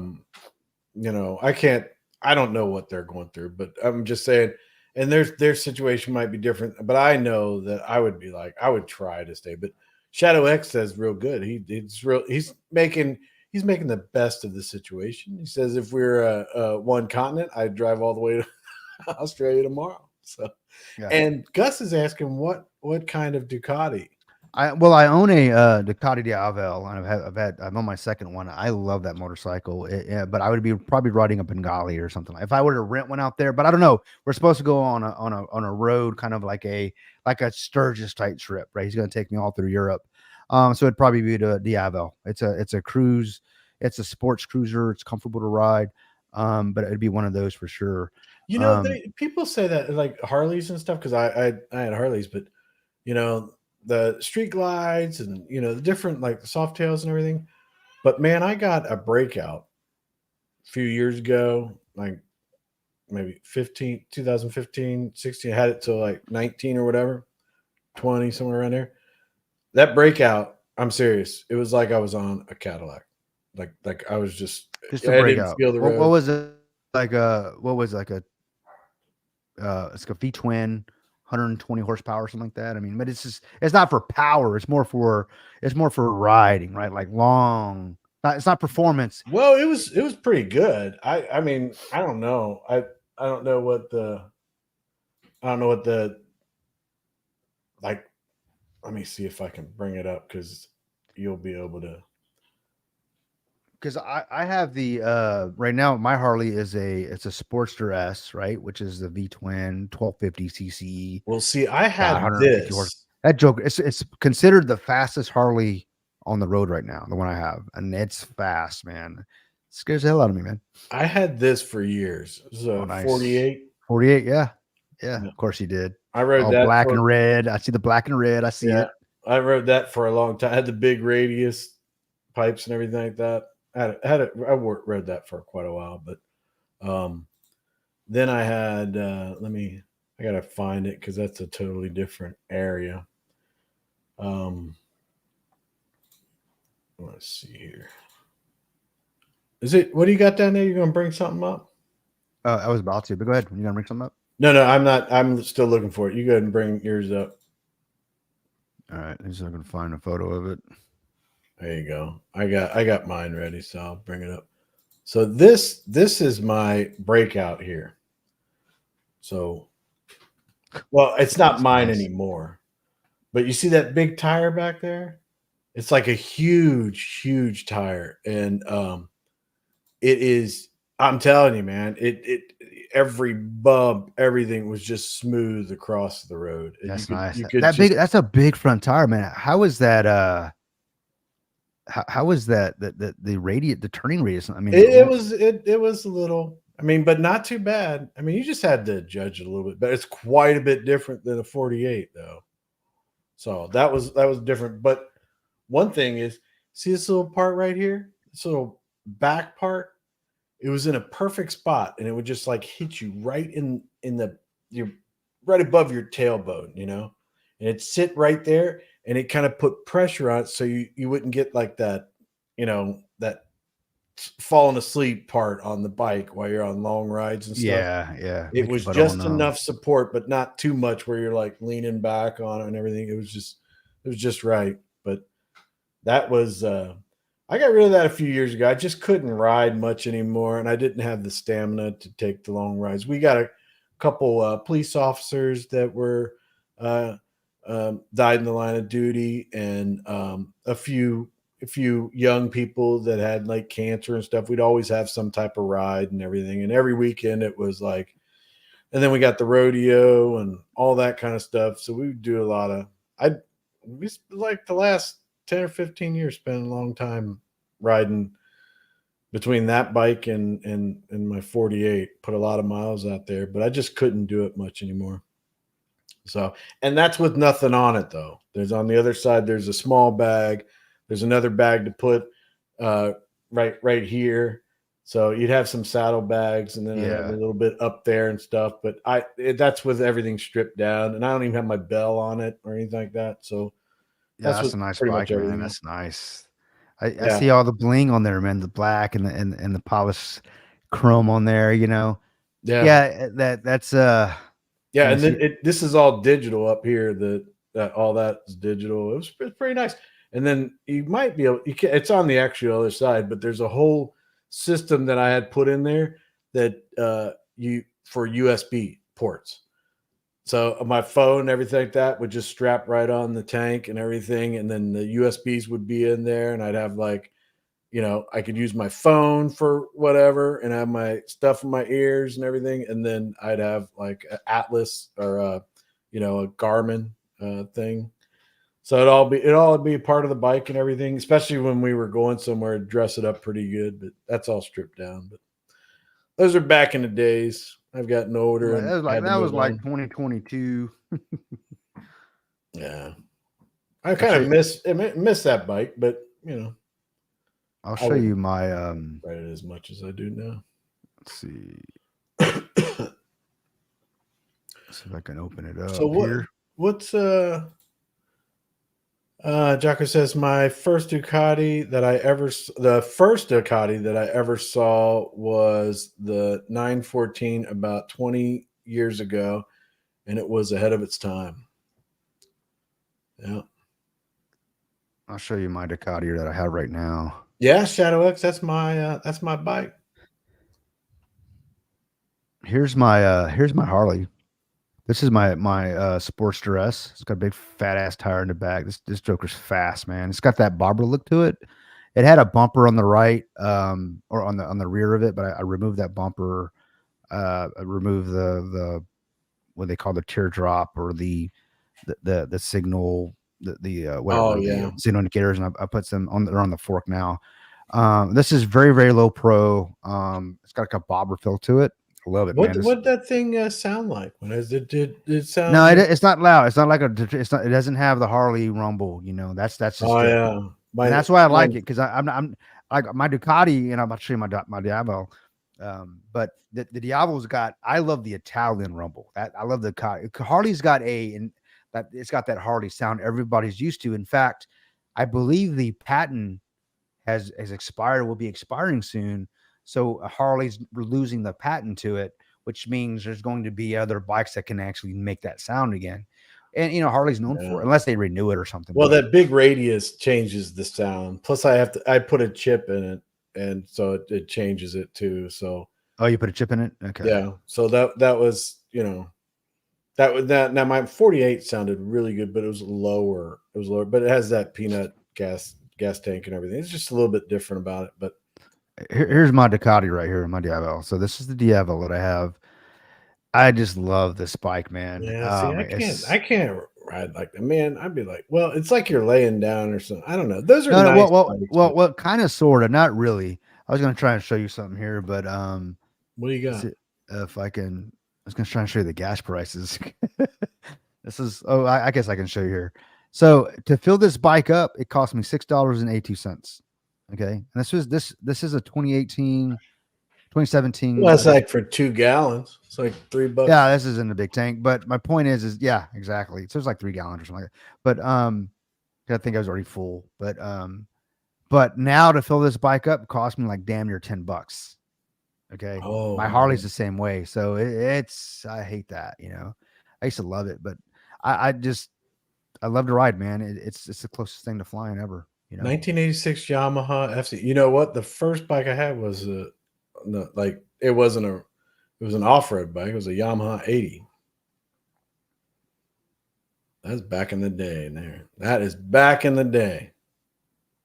My dad had a chopper, a Triumph chopper. Choppers, man. Yeah, those were kind of the thing. You got a chopper. Mm-hmm.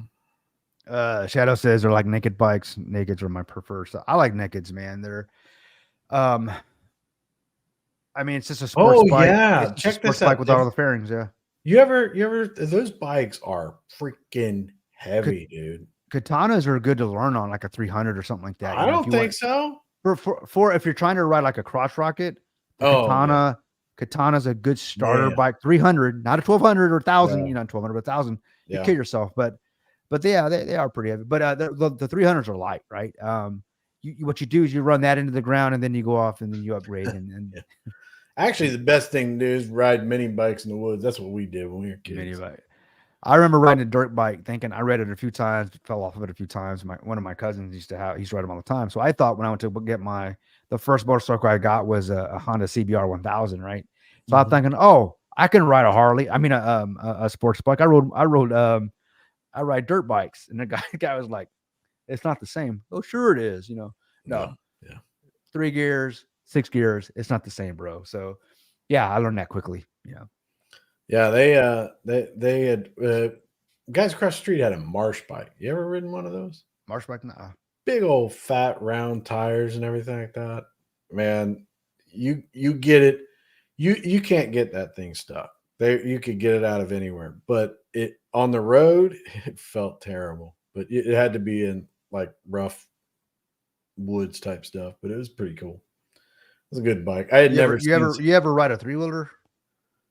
I'm talking about like a Spider, trike. or you're talking no, not like a trike or a Spider or a Can-Am, which is 2 in the front one. I'm talking about the original 4-wheelers. Like, remember 4-wheelers like a Honda Track, whatever, like one of those Hondas, or like a. You mean like the Yamaha Tri-Moto? I guess. No. This would be I don't know if this is like an off-road. Yeah. Now they got 4-wheelers, right? Yeah, but you can't turn those. You turn them and you'll flip over. Right. I remember those were like death traps for people, right? Yeah. I remember they banned them in the 80s or 90s because kids were dying off those things. Well, because they're idiots. I mean, really, an ATV, they were right? idiots for making it, because you almost could just make a normal turn, not even be goofing off, and you could literally tip it over. So I had bought a 4-wheeler. It was a Honda. It was an ATV. I forgot what it was. Those are one of the Ranchers. It was one of the big ones. It was kind of the mid-sized ones. And buddy of mine's like, bring it over, and I'll show you how to ride it. He had all this land. I'm like, yeah. So I brought my daughter with me, my oldest daughter, the one that sings. She used to love going off-road. I used to she was the one that liked to be outdoors. We'd go do all hunting, fishing, shooting. She was the one that loved that stuff. And when I was like, she's like, Dad, I want to get a 4-wheeler. I'm like, okay, let's do it. So I remember getting it.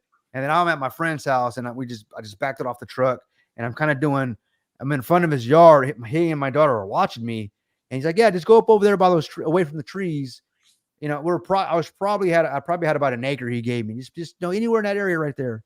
Just go do your donuts, do whatever. So I'm sitting there just, up and down, all around doing donuts, and he didn't tell me there was a damn hole where a tree used to be. Okay, so I'm going, and I pick it up a little bit, drop it.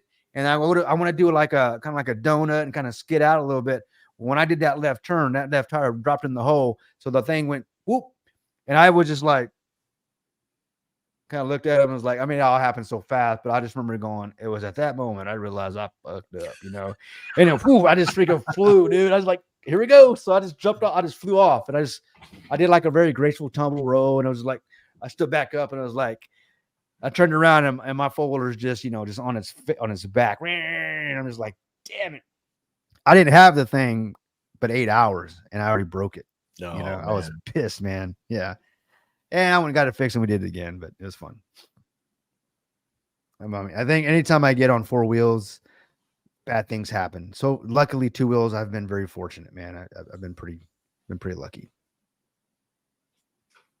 But man, we're at 3.5 hours, man. You ready to call this thing, man? Oh yeah, I'm ready. I think we're good. I got to go down and take care of my dad. He's calling me.